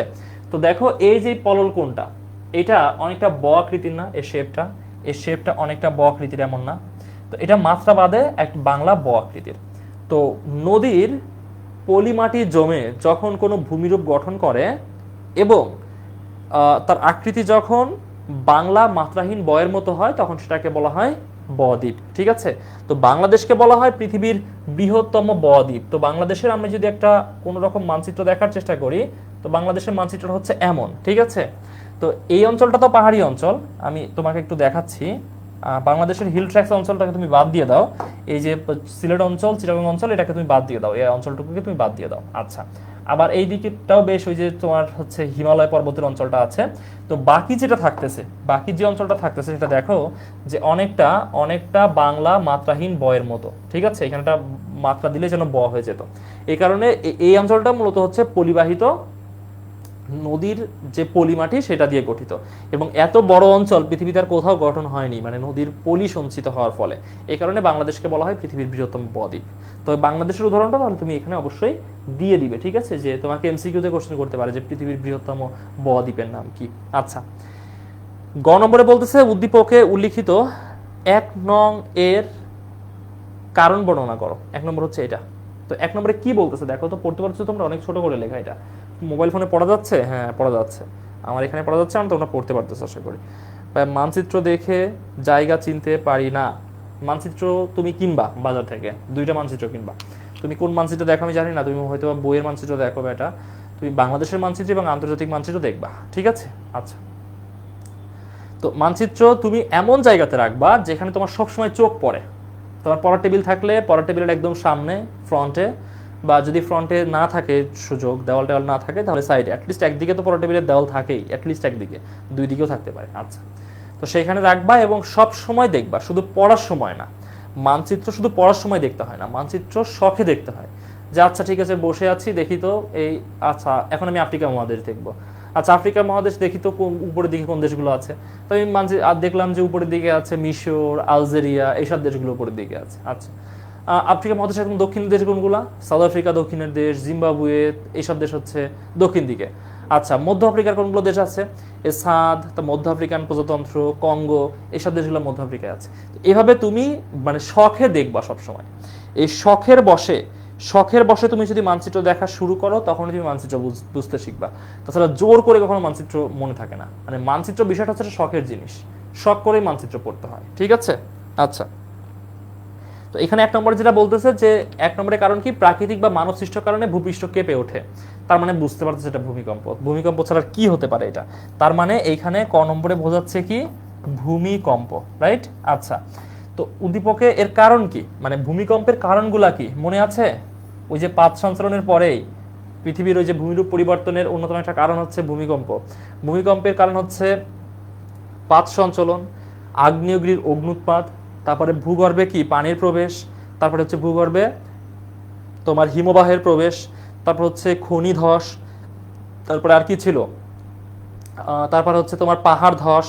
হ্যাঁ, এইগুলো হচ্ছে ভূমিকম্পের কারণ। তো অ্যাটলিস্ট 6 থেকে 7টা কারণ তুমি এক্সপ্লেন করবা। মানে তুমি শুধু এটা লিখবা না যে পাহাড় ধস, মানে এতটুকু লিখলে তো হবে না। পাহাড় ধস হচ্ছে হেডিং, তুমি আনসার করবে এভাবে যে ভূমিকম্পের অন্যতম কারণ কি। আচ্ছা, তুমি 5 সঞ্চালন তুমি লিখলা, 5 সঞ্চালন, একটা কালার পেন দিয়ে তুমি লিখবা, সাধারণত ব্লু কালার আর গ্রিন কালার, আমরা তো এগুলো দিয়ে লিখি তাই না। আচ্ছা, লিখলা, নিয়ে আন্ডারস্কোর দিলা তুমি, নিয়ে তোমার কালো পেন দিয়ে তুমি লিখলা যে 5 সঞ্চালনের ফলে কিভাবে কিভাবে হয়। ঠিক আছে, এখান থেকে তুমি লেখা শুরু করবা কিভাবে কিভাবে হচ্ছে। আচ্ছা, শেষ। এবার তুমি 2 নম্বর দিবা, 2 নম্বরটাও এভাবে তুমি অ্যাটলিস্ট যদি 6 থেকে 7টা কারণ এক্সপ্লেন করতে পারো, তাহলে তোমাকে ফুল মার্কস দিবে। আচ্ছা, ঘ নম্বরে বলতেছে উদ্দীপকে উল্লিখিত 2 এর ফলাফল বিশ্লেষণ করো। 2 এ কি বলতেছে, সমুদ্রের তলদেশে ভূমিকম্পের ফলে পোতাশ্রয়ে জলোচ্ছ্বাসের সৃষ্টি হয়। আচ্ছা, তার মানে 2 নম্বরে এটা কি হতে পারে বলতো? 2 নম্বরে এটা কি হতে পারে? 2 নম্বরে এটা হতে পারে সুনামি। রাইট, এটা হতে পারে হচ্ছে সুনামি। সুনামির ফলেই তো পোতাশ্রয়ে জলোচ্ছ্বাস হয় তাই না। আচ্ছা, তো এটা ভূমিকম্পেরই একটা ফল হচ্ছে সুনামি। এবার সুনামি তুমি এক্সপ্লেন করবা যে সুনামি একটা জাপানি শব্দ, সু শব্দের অর্থ হচ্ছে সমুদ্র তীর এবং নামি শব্দের অর্থ হচ্ছে ঢেউ। তো সমুদ্র তীরবর্তী অনেক বড় বড় ঢেউ যেগুলো প্রায় 400 থেকে 500 কিলোমিটার বা প্রায় 700 কিলোমিটার বেগে ধেয়ে আসে, এগুলাকে বলা হয় সুনামি। এবার তুমি সুনামির ফলাফল এক্সপ্লেন করবা যে সুনামির ফলে বিশাল জলোচ্ছ্বাস হয়, উপকূলীয় অঞ্চল পানির নিচে প্লাবিত হয়, সমুদ্র উপকূলীয় অঞ্চলে অনেক তোমার ভয়ঙ্কর ঘূর্ণিঝড়ের সৃষ্টি হয়। তারপর হচ্ছে তুমি লিখবা যে জানমালের যে ক্ষতি হয়, প্রাকৃতিক সম্পদের ক্ষতি হয়, এই এমন মানে 7-8টা কনসিকুয়েন্স তুমি সেখানে লিখবা, এটা কনক্লুশন লিখে দিবা। এগুলো পয়েন্ট আকারে লিখবা, বুঝছো? যেহেতু ফলাফল কারণ এগুলো পয়েন্ট আকারে লিখবা। তাহলে তোমাকে একটু বেশি মার্কস দিবে। তার মানে কি সহজ কোশ্চেন না? মানে আমার কাছে মনে হয় কি যে তুমি যদি কনটেক্সট বুঝতে পারো এবং টেক্সট বইয়ের সাথে তোমার সম্পর্ক থাকে, তাহলে তুমি আনসার করতে শিখে যাবা, মানে কিভাবে আনসার করতে হয় এটা অ্যাটলিস্ট তুমি শিখে যাবা। হ্যাঁ, আচ্ছা, তো এবার আমরা পরের কোশ্চেনে যাই। 6 নম্বর কোশ্চেন, দেখো একটা মানচিত্র দেওয়া আছে। 6 নম্বর কোশ্চেনে মানচিত্র দেখা যাচ্ছে? আশা করি মানচিত্রটা দেখা যাচ্ছে। আমার ফোনে এখনো আসে নাই, কিছুক্ষণ পরে লোড হবে, মানে তোমাদের ফোনে ডেফিনেটলি একটু পরেই লোড হয়। আচ্ছা, তো এই মানচিত্রে দেখো একটা ক চিহ্নিত জায়গা আছে এবং বাকিটা পুরো মানচিত্র আছে মানচিত্রের মতো। তো 1 নম্বরে বলতেছে সমুদ্র স্রোত কাকে বলে। আচ্ছা, তো সমুদ্র স্রোত কাকে বলে? সমুদ্রের পানির এক স্থান থেকে অন্য স্থানে নিয়মিত গতিতে চলাচলকে সমুদ্র স্রোত বলে। খুবই সহজ সহজ এবং সিম্পল ডেফিনেশন সমুদ্র স্রোতের, খুব বেশি কঠিন কিছুই না। আচ্ছা, খ নম্বরে বলতেছে উষ্ণ স্রোত কি, ব্যাখ্যা করো। উষ্ণ স্রোত আবার কি? আচ্ছা, দেখো, উষ্ণ শব্দের অর্থ কি? উষ্ণ শব্দের অর্থ আমরা চলতি কাছে যেটাকে বলি গরম, তাই না? গরম, এটা হচ্ছে আমাদের কথা। আর স্রোত হচ্ছে, মানে উষ্ণ স্রোত শীতল স্রোত বলতে বোঝায় যেই পানিতে বরফ জমে, সমুদ্রের যেই পানিতে বরফ জমে সেটা হচ্ছে শীতল স্রোত। আর যেই পানিতে বরফ জমে না সেটাকে বলা হয় উষ্ণ স্রোত। উষ্ণ স্রোত মানে এমন না যেটা টকবগে ফোটা গরম পানি, বিষয়টা কিন্তু এমন না। আচ্ছা, তো সাধারণত নিরক্ষীয় অঞ্চল, আমি যদি নিরক্ষীয় অঞ্চল কল্পনা করি সেটা কোনটা হয় দেখো। নিরক্ষীয় অঞ্চলটা হচ্ছে ঠিক এই যে এই অঞ্চলটা আছে না, এই যে এটা হচ্ছে মূলত নিরক্ষীয় অঞ্চল। আমি আর নিচে নামিয়ে দিই, নিরক্ষীয় অঞ্চলটা হচ্ছে এটা, আরেকটু নিচে, এইটা হচ্ছে নিরক্ষীয় অঞ্চল। ঠিক আছে, এখানে একটা লাইন দেখো তোমরা, স্ট্রেইট একটা লাইন দিয়েছি আমি, এটা হচ্ছে নিরক্ষীয় অঞ্চল, 0 ডিগ্রি নিরক্ষীয় অঞ্চল। আচ্ছা, তো এই নিরক্ষীয় অঞ্চলে সাধারণত সূর্যের কিরণটা খারাপভাবে পড়ে। তো এইখান থেকে যে স্রোতগুলো সৃষ্টি হয়ে উত্তর দিকে যায় বা দক্ষিণ দিকে যায় সেগুলোকে বলে সাধারণত উষ্ণ স্রোত। ঠিক আছে, কারণ কি এইখানকার পানিগুলোর টেম্পারেচার এমন থাকে যেটা বরফ জমবে না নরমালি, কারণ এখানে সূর্য খারাপভাবে কিরণ দিয়েছিল। তো এই স্রোতের পানিগুলা গেলে ওইসব অঞ্চলটা সাধারণত বরফ জমে না। বুঝতে পারছো? আচ্ছা, এখন দেখো যে এই যে এই দেশটা, এই যে এটা হচ্ছে ইংল্যান্ড। ঠিক আছে, এটা হচ্ছে ইংল্যান্ড। এখান থেকে আসলে এটা হচ্ছে ইউএসএ, এই জায়গাটা হচ্ছে কি, এটা হচ্ছে ইউএসএ। তো নর্মালি ইউএসএর এইসব অঞ্চলগুলোর সমুদ্র তীরে বরফ জমে। ঠিক আছে, আর ইংল্যান্ডের এইদিকে বরফ জমে না। তো একই তো সমুদ্র, দুই দিকে, একদিকে বরফ জমে একদিকে জমে না, কেন এমন হয়? সাধারণত এদের যে স্রোতটা, এই স্রোতটা হচ্ছে এই উত্তরের দিক থেকে এই দিকে আসে, এটা হচ্ছে সুমেরু স্রোত। ঠিক আছে, সুমেরু স্রোত। এই স্রোতের প্রভাবে, এটা তো ঠান্ডা অঞ্চল তাই না, উত্তরের যে ঠান্ডা অঞ্চল, এখান থেকে যে পানিটা আসে এর ফলে বরফ জমে, ইউএস এর তীরবর্তী অঞ্চলে বরফ দেখা যায়। আচ্ছা, কিন্তু এই যে স্রোতটা আছে এই স্রোতটা মূলত এইদিকে যায়। তো এই যে নিরক্ষীয় উষ্ণ স্রোতের প্রভাবে ইংল্যান্ডের যে বন্দরগুলো আছে, লন্ডন বন্দর, এগুলোতে কখনো বরফ জমে না। কি বুঝতে পারছো? তাহলে এই যে উষ্ণ স্রোত শীতল স্রোতের প্রভাব একটা আছে। ওকে, মহাদেশীয় প্লেট সংখ্যা 7 এবং মোট প্লেট সংখ্যা, প্লেট না, এটা হচ্ছে প্লেট। ঠিক আছে, PLAT, প্লেট, পয় লয় একার ট, প্লেট। ঠিক আছে, আচ্ছা, বা বাংলাতে যেটা আমরা পাত বলতে পারি। ওকে, উদ্দীপকের, আচ্ছা উষ্ণ স্রোত কি এটা তাহলে বুঝতে পারছো তোমরা, যে সাধারণত সমুদ্রের যে সকল স্রোতের প্রভাবে সমুদ্রের পানিরাশিতে বরফ জমে না বা বরফ জমতে বাধাগ্রস্ত হয় সেটাকে বলা হয় উষ্ণ স্রোত। এবার তুমি একটু ব্যাখ্যা যখন দিবে তখন তুমি লিখবে যে নিরক্ষীয় অঞ্চল থেকে যে স্রোত উত্তর দিকে বা দক্ষিণ দিকে গমন করে, নিরক্ষীয় অঞ্চলে সূর্যের খারাপ কিরণের কারণে ওই জলরাশিতে আর বরফ জমে না, এগুলাকে উষ্ণ স্রোত বলা হবে। তুমি ব্যাখ্যা লিখবা তাহলে হবে। গ নম্বরে বলছে উদ্দীপকের ক স্রোতের বিবরণ দাও। আচ্ছা দেখো, ক স্রোতটা কোথায় দেওয়া আছে? ক স্রোতটা দেওয়া আছে একদম নিচে, এই যে এইখানে। আচ্ছা, তো এই ক স্রোতের নাম কি বলো তো? এটা মানে এটার নাম কি? দেখো, এটা একদমই হচ্ছে নিচে না, নিচে দক্ষিণ অক্ষাংশ, মানে পৃথিবীর উপরের দিকটা হচ্ছে উত্তর মানচিত্রের এবং নিচের দিকটা হচ্ছে দক্ষিণ। আচ্ছা, তো মনে রাখবা উত্তর মানেই হচ্ছে সুমেরু। ঠিক আছে, উত্তর মানেই হচ্ছে সুমেরু আর দক্ষিণ মানেই হচ্ছে কুমেরু। আচ্ছা, তাহলে একদম দক্ষিণ দিকে যে স্রোতটা প্রবাহিত হয় সেটাকে বলা হয় কুমেরু স্রোত। ঠিক আছে, আচ্ছা, এবং সুমেরু স্রোত কুমেরু স্রোত দুইটাই হচ্ছে শীতল স্রোত, কারণ দক্ষিণ মেরুতে উত্তর মেরুতে দুইটা হচ্ছে ঠান্ডা অঞ্চল। কি বুঝতে পারছো? আচ্ছা, তাহলে তুমি এখন এটা তুমি বুঝে যাচ্ছ যে গ নম্বরে যে ক স্রোতের কথা বলছে সেটা হচ্ছে মূলত এই যেখানে লিখেছি কুমেরু স্রোত, কুমেরু স্রোত। বুঝতে পারছো? আচ্ছা, এবার তুমি কুমেরু স্রোতের ব্যাখ্যা লিখবা।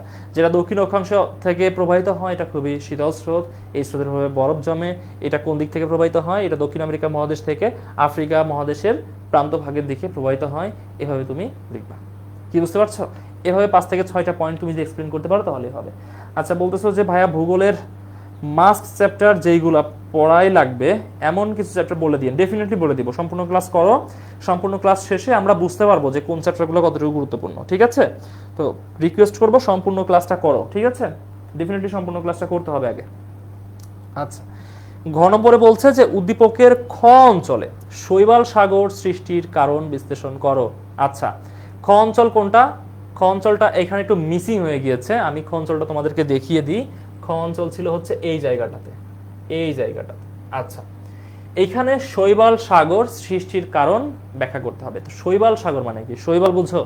শৈবাল, আচ্ছা, সামুদ্রিক শৈবালের কথা আমরা অনেক সময় পড়ে থাকি। শৈবাল হচ্ছে বিভিন্ন অঞ্চল বিভিন্ন নামে বলে, যে দেখবা যে একটু গুল্ম জাতীয় বা ছোট ছোট গাছ জাতীয় পানির উপর ভেসে বেড়ায়, এগুলাকে বলে শৈবাল। ঠিক আছে? খুবই ছোট ছোট হয়। তো এইগুলা কোথায় হয়? এগুলা স্রোতহীন অঞ্চল যেগুলা, সেটার জায়গাতে হয়। আচ্ছা, তো এই অঞ্চলে যেটা হয় মানে এই যে মূলত এই অঞ্চলটা এখানে না, এই জায়গাটাতে। ঠিক আছে? তো এই জায়গাটাতে তো নর্মালি কোনো স্রোত প্রবাহিত হয় না, মানে যে স্রোতগুলো তার আশেপাশে, বাট এইখানে প্রায় তোমার 40,000 বর্গ কিলোমিটার এরিয়াতে এমন কোনো স্রোতের প্রভাব থাকে না। তো চারিদিকে স্রোত প্রবাহিত হচ্ছে, বাট ওই জায়গাতে স্রোতের পরিমাণ অনেক কম। তাহলে যত সামুদ্রিক শৈবাল আছে সব তো এসে ওই জায়গাতে জমা হবে, তাই না? কারণ এখানে স্রোত নাই, যে কারণে এই জায়গাটুকে বলা হয় শৈবাল সাগর। তার মানে এখানে শুধুমাত্র শৈবাল আছে। এবার তুমি লিখবা যে উত্তর আটলান্টিক মহাসাগরের উত্তর আমেরিকা মহাদেশ এবং ইউরোপ মহাদেশের মধ্যবর্তী স্থানে প্রায় 40 লক্ষ বর্গ কিলোমিটার এরিয়া পর্যন্ত অঞ্চলে সমুদ্র স্রোতের প্রভাব খুবই কম থাকায় সেই অঞ্চলে সামুদ্রিক শৈবালের ব্যাপক উপস্থিতি দেখা যায়, যে কারণে সেই অঞ্চলটাকে কি বলা হয়? শৈবাল সাগর।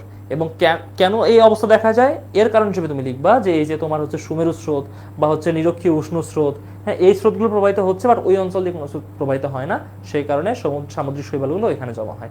এভাবে তুমি এক্সপ্লেন করবা। কি বুঝতে পারছো? তাহলে এটা হচ্ছে সমুদ্র স্রোত ও জোয়ার ভাটা চ্যাপ্টার থেকে করা কোর্স, এটা খুবই ইম্পর্টেন্ট চ্যাপ্টার।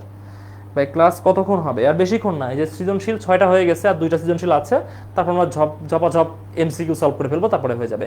তো সর্বসাকুল্যে আমাদের হচ্ছে 30 মিনিটস ক্লাস যেতে পারে, বুঝছো? 30 মিনিটসে ক্লাস শেষ হয়ে যাবে ইনশাল্লাহ। আচ্ছা, 7 নম্বর কোশ্চেন দেখো, বৃষ্টিপাতের ছবি দেওয়া আছে এখানে। ঠিক আছে? তো বৃষ্টিপাতের পরে আসি, আগে আমরা ক নম্বর আনসার করি। ক নম্বরে বলছে নিরক্ষীয় জলবায়ু কাকে বলে? তোমাদেরকে এই চিত্রটা দেখায় যে এই যে নিরক্ষরেখা এঁকেছিলাম না, এটা এই অঞ্চলের যে জলবায়ু সেটা হচ্ছে নিরক্ষীয় জলবায়ু। ঠিক আছে? তুমি লিখবা যে হচ্ছে নিরক্ষীয় জলবায়ু সংজ্ঞা, যে পৃথিবীর কেন্দ্রভাগে 0 ডিগ্রি নিরক্ষরেখা এবং তার দুই পাশে 5 থেকে 10 ডিগ্রি পর্যন্ত অঞ্চলে সূর্য খারাপভাবে কিরণ দেয়, যার ফলে সেখানে সারা বছর বৃষ্টিপাত হয়। তো এই অঞ্চলের যে জলবায়ু, নিরক্ষীয় অঞ্চলের যে জলবায়ু, তাকে নিরক্ষীয় জলবায়ু বলে। কি বুঝতে পারছো? খুবই সহজ, প্লেন অ্যান্ড সিম্পল। আচ্ছা, খ নম্বরে কালবৈশাখী কি ব্যাখ্যা করো। আচ্ছা, সাধারণত বৈশাখ মাসে আমাদের মতো যে মৌসুমী জলবায়ু অঞ্চল আছে সেখানে সূর্য খুবই তীব্র কিরণ দেয়, যার ফলে বাতাসের টেম্পারেচার বেড়ে যায় এবং বাতাসের তাপমাত্রা বাড়লে সাধারণত বাতাস উপরের দিকে উঠে যায় এবং নিচের দিকে নিম্নচাপ অঞ্চল তৈরি হয়। এই নিম্নচাপ অঞ্চল, এই ভ্যাকিউমটা পূরণ করার জন্য আশেপাশের অঞ্চল থেকে প্রচন্ড বেগে, সাধারণত প্রায় 70 থেকে 80 কিলোমিটার প্রত্যেক ঘন্টায় এই বেগে বাতাস প্রবাহিত হয়। এই প্রচন্ড বেগে প্রবাহিত বাতাসকে বলা হয় কালবৈশাখী, এবং কালবৈশাখীর সাথে সাধারণত বৃষ্টিপাত, বজ্রপাতও সংঘটিত হয়ে থাকে। এইটাই জাস্ট। আচ্ছা, গ নম্বরে হচ্ছে উদ্দীপকের বৃষ্টিপাত 1 এর বর্ণনা দাও। আচ্ছা, বৃষ্টিপাত 1 কোনটা? এই যেটা। তো এইখানে কি বৃষ্টি হচ্ছে মানে খেয়াল করো তো, মানে এইখানে সূর্য কিরণ দিচ্ছে, এইখানেই জলীয় বাষ্প তৈরি হচ্ছে, আবার এইখানেই বৃষ্টিপাত হচ্ছে। এই জাতীয় বৃষ্টিপাতকে বলা হয় সাধারণত পরিচলন বৃষ্টিপাত। কি বৃষ্টিপাত? পরিচলন বৃষ্টিপাত। সাধারণত নিরক্ষীয় অঞ্চলে বৃষ্টিপাত দেখা যায়, নিরক্ষীয় অঞ্চলে, অর্থাৎ সূর্য খারাপভাবে কিরণ দেয় এবং নিরক্ষীয় অঞ্চলে জলভাগ বেশি। দেখো এই অঞ্চলে প্রচুর পরিমাণে সাগর মহাসাগর আছে, তো এখানে জলভাগ অনেকটা বেশি, যে কারণে সূর্যের তাপে সরাসরি সেখানে মেঘ তৈরি হয় জলীয় বাষ্প উৎপন্ন হওয়ার মাধ্যমে, এবং ইনস্ট্যান্ট মেঘ তৈরি হয়ে সেখানে বৃষ্টিপাত ঘটায়, সেটাকে আমরা বলি কি? পরিচলন বৃষ্টিপাত। ঠিক আছে? তাহলে এখন এই পরিচলন বৃষ্টিপাতের বর্ণনা তুমি খুব সহজে দিতে পারবা? জাস্ট বইগুলা পড়বা, ঠিক আছে, দেখবা, তাহলে এগুলো খুবই সহজ হয়ে গেছে। যেভাবে ইনস্ট্রাকশন দেওয়া হচ্ছে জাস্ট এভাবে তুমি লেখাপড়া করবা তাহলে হবে। আচ্ছা, হ্যাঁ, নিরক্ষীয় অঞ্চলের জলবায়ু সাধারণত উষ্ণ হয়ে থাকে। ওকে, আচ্ছা, এবার ঘ নম্বরে বলছে যে উদ্দীপকের বৃষ্টিপাত 2 এর ধরন বিশ্লেষণ করো। 2 নম্বর বৃষ্টিপাতটা কি বৃষ্টিপাত দেখো তো, উষ্ণ বায়ু শীতল বায়ু প্রবাহিত হচ্ছে এবং এই শীতল বায়ুর চাপে উষ্ণ বায়ু উপরের দিকে চলে যাচ্ছে, যেহেতু উষ্ণ বায়ু হালকা এটা উপরে উঠে যাবে, শীতল বায়ু নিচে চলে যাবে এবং দুই বায়ুর মানে প্রাচীর যেটা, এই প্রাচীর বরাবর জলীয় বাষ্প হয়ে মানে উষ্ণ বায়ু শীতল বায়ুকে হিট করে, মানে এই উষ্ণ বায়ুতে জলীয় বাষ্প থাকে না কোনো, বুঝছো, শীতল বায়ুতে জলীয় বাষ্প থাকে। আচ্ছা, তো এখন এই যে মধ্যবর্তী অঞ্চলে যে হচ্ছে জলীয় বাষ্প, সেটা উপরের দিকে উঠে মেঘ তৈরি করে বৃষ্টিপাত হচ্ছে। তো যখন দুইটা বায়ুর মধ্যে সংঘর্ষ হচ্ছে সেটাকে সাধারণত বলা হয় সংঘর্ষ বৃষ্টি অথবা বায়ু প্রাচীর জনিত বৃষ্টি। ঠিক আছে, তাহলে বায়ু প্রাচীর জনিত বৃষ্টি এর যে হচ্ছে ধরন সেটা তুমি বিশ্লেষণ করবা, যে এখানে ইয়া অঞ্চল থেকে, মেরু অঞ্চল থেকে শীতল বায়ু এবং নিরক্ষীয় অঞ্চল থেকে উষ্ণ বায়ু প্রবাহিত হয় এবং দুই বায়ুর ধাক্কায় উষ্ণ বায়ু হালকা হওয়ার কারণে উপরে উঠে যায় এবং দুই বায়ুর যে সংঘর্ষ অঞ্চল থেকে জলীয় বাষ্প উপরে উঠে মেঘ গঠন করে এবং সেই অঞ্চলে বৃষ্টিপাত সংঘটিত হয়। ঠিক আছে, এভাবে তুমি এক্সপ্লেন করবা তাহলে হবে। তাহলে দেখো সহজ কোশ্চেন, অনেক কিছু লেখা যায়। ঠিক আছে, এবার তুমি যদি এই চিত্রটা নিজে অঙ্কন করতে চাও আবার উত্তর করার ক্ষেত্রে, এতে কোনো সমস্যা নেই, অঙ্কন করতে পারো। আচ্ছা, এটা 8 নম্বর হবে, 1 নম্বর লেখা হয়েছে ভুল করে, 8 নম্বর, এটা সর্বশেষ কোশ্চেন ছিল 8 নম্বর। দেখো দুইটা ঘটনা দেওয়া আছে। ঘটনা 1, সমুদ্রের পানি আনুভূমিকভাবে চলাচল করে। ঘটনা 2, সমুদ্রের পানির স্তর নির্দিষ্ট সময় অন্তর উপকূলে ওঠানামা করে। আচ্ছা, তো এই যে দুইটা ঘটনা আমরা দেখলাম, এই দুইটা ঘটনার থেকে আমরা গ ঘ আনসার করবো, বাট আগে আমরা ক খ দেখি। জোয়ার কাকে বলে? দেখো, একটি নির্দিষ্ট সময় পর পর মহাকর্ষীয় আকর্ষণের ফলে সমুদ্রের পানি কিছু নেমে যায়, আবার কিছুক্ষণ পর স্ফীত হয়ে উপরের দিকে উঠে যায়। তো সমুদ্রের পানির এই নেমে যাওয়াকে বলে ভাটা এবং স্ফীত হয়ে উপরে উঠে যাওয়াকে বলে জোয়ার। এটাই, বা সমুদ্রের পানি লিখবা না, লিখবা পৃথিবীর জলরাশি, কারণ এটা নদীতেও এটার ইফেক্ট আছে। তো লিখবা পৃথিবীর জলরাশির এমন স্ফীত হয়ে যাওয়াকে বলে জোয়ার এবং নেমে যাওয়াকে বলে ভাটা। আচ্ছা, জোয়ারের বান বলতে কি বোঝায়? আচ্ছা, জোয়ারের ফলে সমুদ্রের পানি যখন স্ফীত হয়ে যায় তখন এই যে নদীগুলো এসে সমুদ্রে পড়তেছে, কানেক্ট হচ্ছে, তখন এই নদীর গতিপথের মধ্যে সমুদ্রের পানি প্রবেশ করে। ঠিক আছে, এবং যখন নদীর মধ্যে সমুদ্রের পানি প্রবেশ করে তখন আশেপাশের উপকূলীয় অঞ্চলে প্লাবন তৈরি হয়, সেটাকে বলে জোয়ারের বান। আচ্ছা, গ নম্বরে বলতেছে উদ্দীপকে উল্লিখিত ঘটনা 1 এর কারণ বর্ণনা করো। একে কি বলতেছে? সমুদ্রের পানি আনুভূমিকভাবে চলাচল করে। আনুভূমিকভাবে মানে কি? প্যারালালি, এটাকে বলে সমুদ্র স্রোত, বুঝছো? আনুভূমিকভাবে চলাচল করাকে বলা হয় কি? সমুদ্র স্রোত। আচ্ছা, তো সমুদ্র স্রোতের কারণগুলো কি কি আছে? তো সমুদ্র স্রোতের প্রধান কারণ হচ্ছে বায়ু প্রবাহ, এক্সপ্লেন করবা, বইতে বায়ু প্রবাহ দেওয়া আছে। আচ্ছা, 2 নম্বরে আছে জলীয় বাষ্প, সূর্যের তাপ। 3 নম্বরে আছে লবণাক্ততা। 4 নম্বরে আছে সমুদ্রের গভীরতা, এমন করে দেওয়া আছে। তো তুমি অ্যাটলিস্ট, যেটা 3 মার্কের কোশ্চেন, অ্যাটলিস্ট তুমি 5টা কারণ দেখাবা, 5টা কারণ এক্সপ্লেন করবা, তাহলে হবে। প্রথম ইন্ট্রোডাকশন থাকবে এবং পরে কনক্লুশন থাকবে। ইন্ট্রোডাকশনে কি লিখবা? যে ঘটনা 1-এ সমুদ্রের পানির আনুভূমিক চলাচলের কথা বলা আছে, যেটা মূলত সমুদ্র স্রোতকে নির্দেশ করে। নিম্নের সমুদ্র স্রোতের কারণগুলো আলোচনা করা হলো। এবার তুমি সমুদ্র স্রোতের 5টা পয়েন্ট আলোচনা করে দিবা, তারপর তুমি কনক্লুশন লিখবা যে উপরিউক্ত কারণগুলো সমুদ্র স্রোতের অন্যতম প্রধান কারণ, এছাড়াও আরও কিছু তো ক্ষুদ্র ক্ষুদ্র কারণেও সমুদ্র স্রোতের আবির্ভাব ঘটতে পারে। ঠিক আছে, তারপর ওই যে তোমার ভূমির অবস্থান, এটা সেটা, এগুলো তুমি ওর মধ্যে ইনক্লুড করবা, মানে 5টা-7টা কারণ তুমি দেখাই দিবা। আচ্ছা, ঘ নম্বরে বলছে যে উদ্দীপকে উল্লিখিত ঘটনা 2-এর প্রভাব বিশ্লেষণ করো। 2-এ কি বলতেছে? সমুদ্রের পানির স্তর নির্দিষ্ট সময় অন্তর উপকূলে ওঠানামা করে। ওঠানামা করাটা মূলত কি? জোয়ার ভাটা, রাইট? তার মানে 2 নম্বরে যেটা বলতেছে সেটা হচ্ছে জোয়ার ভাটা। আচ্ছা, এখন জোয়ার ভাটার প্রভাব তোমাকে আলোচনা করতে বলতেছে।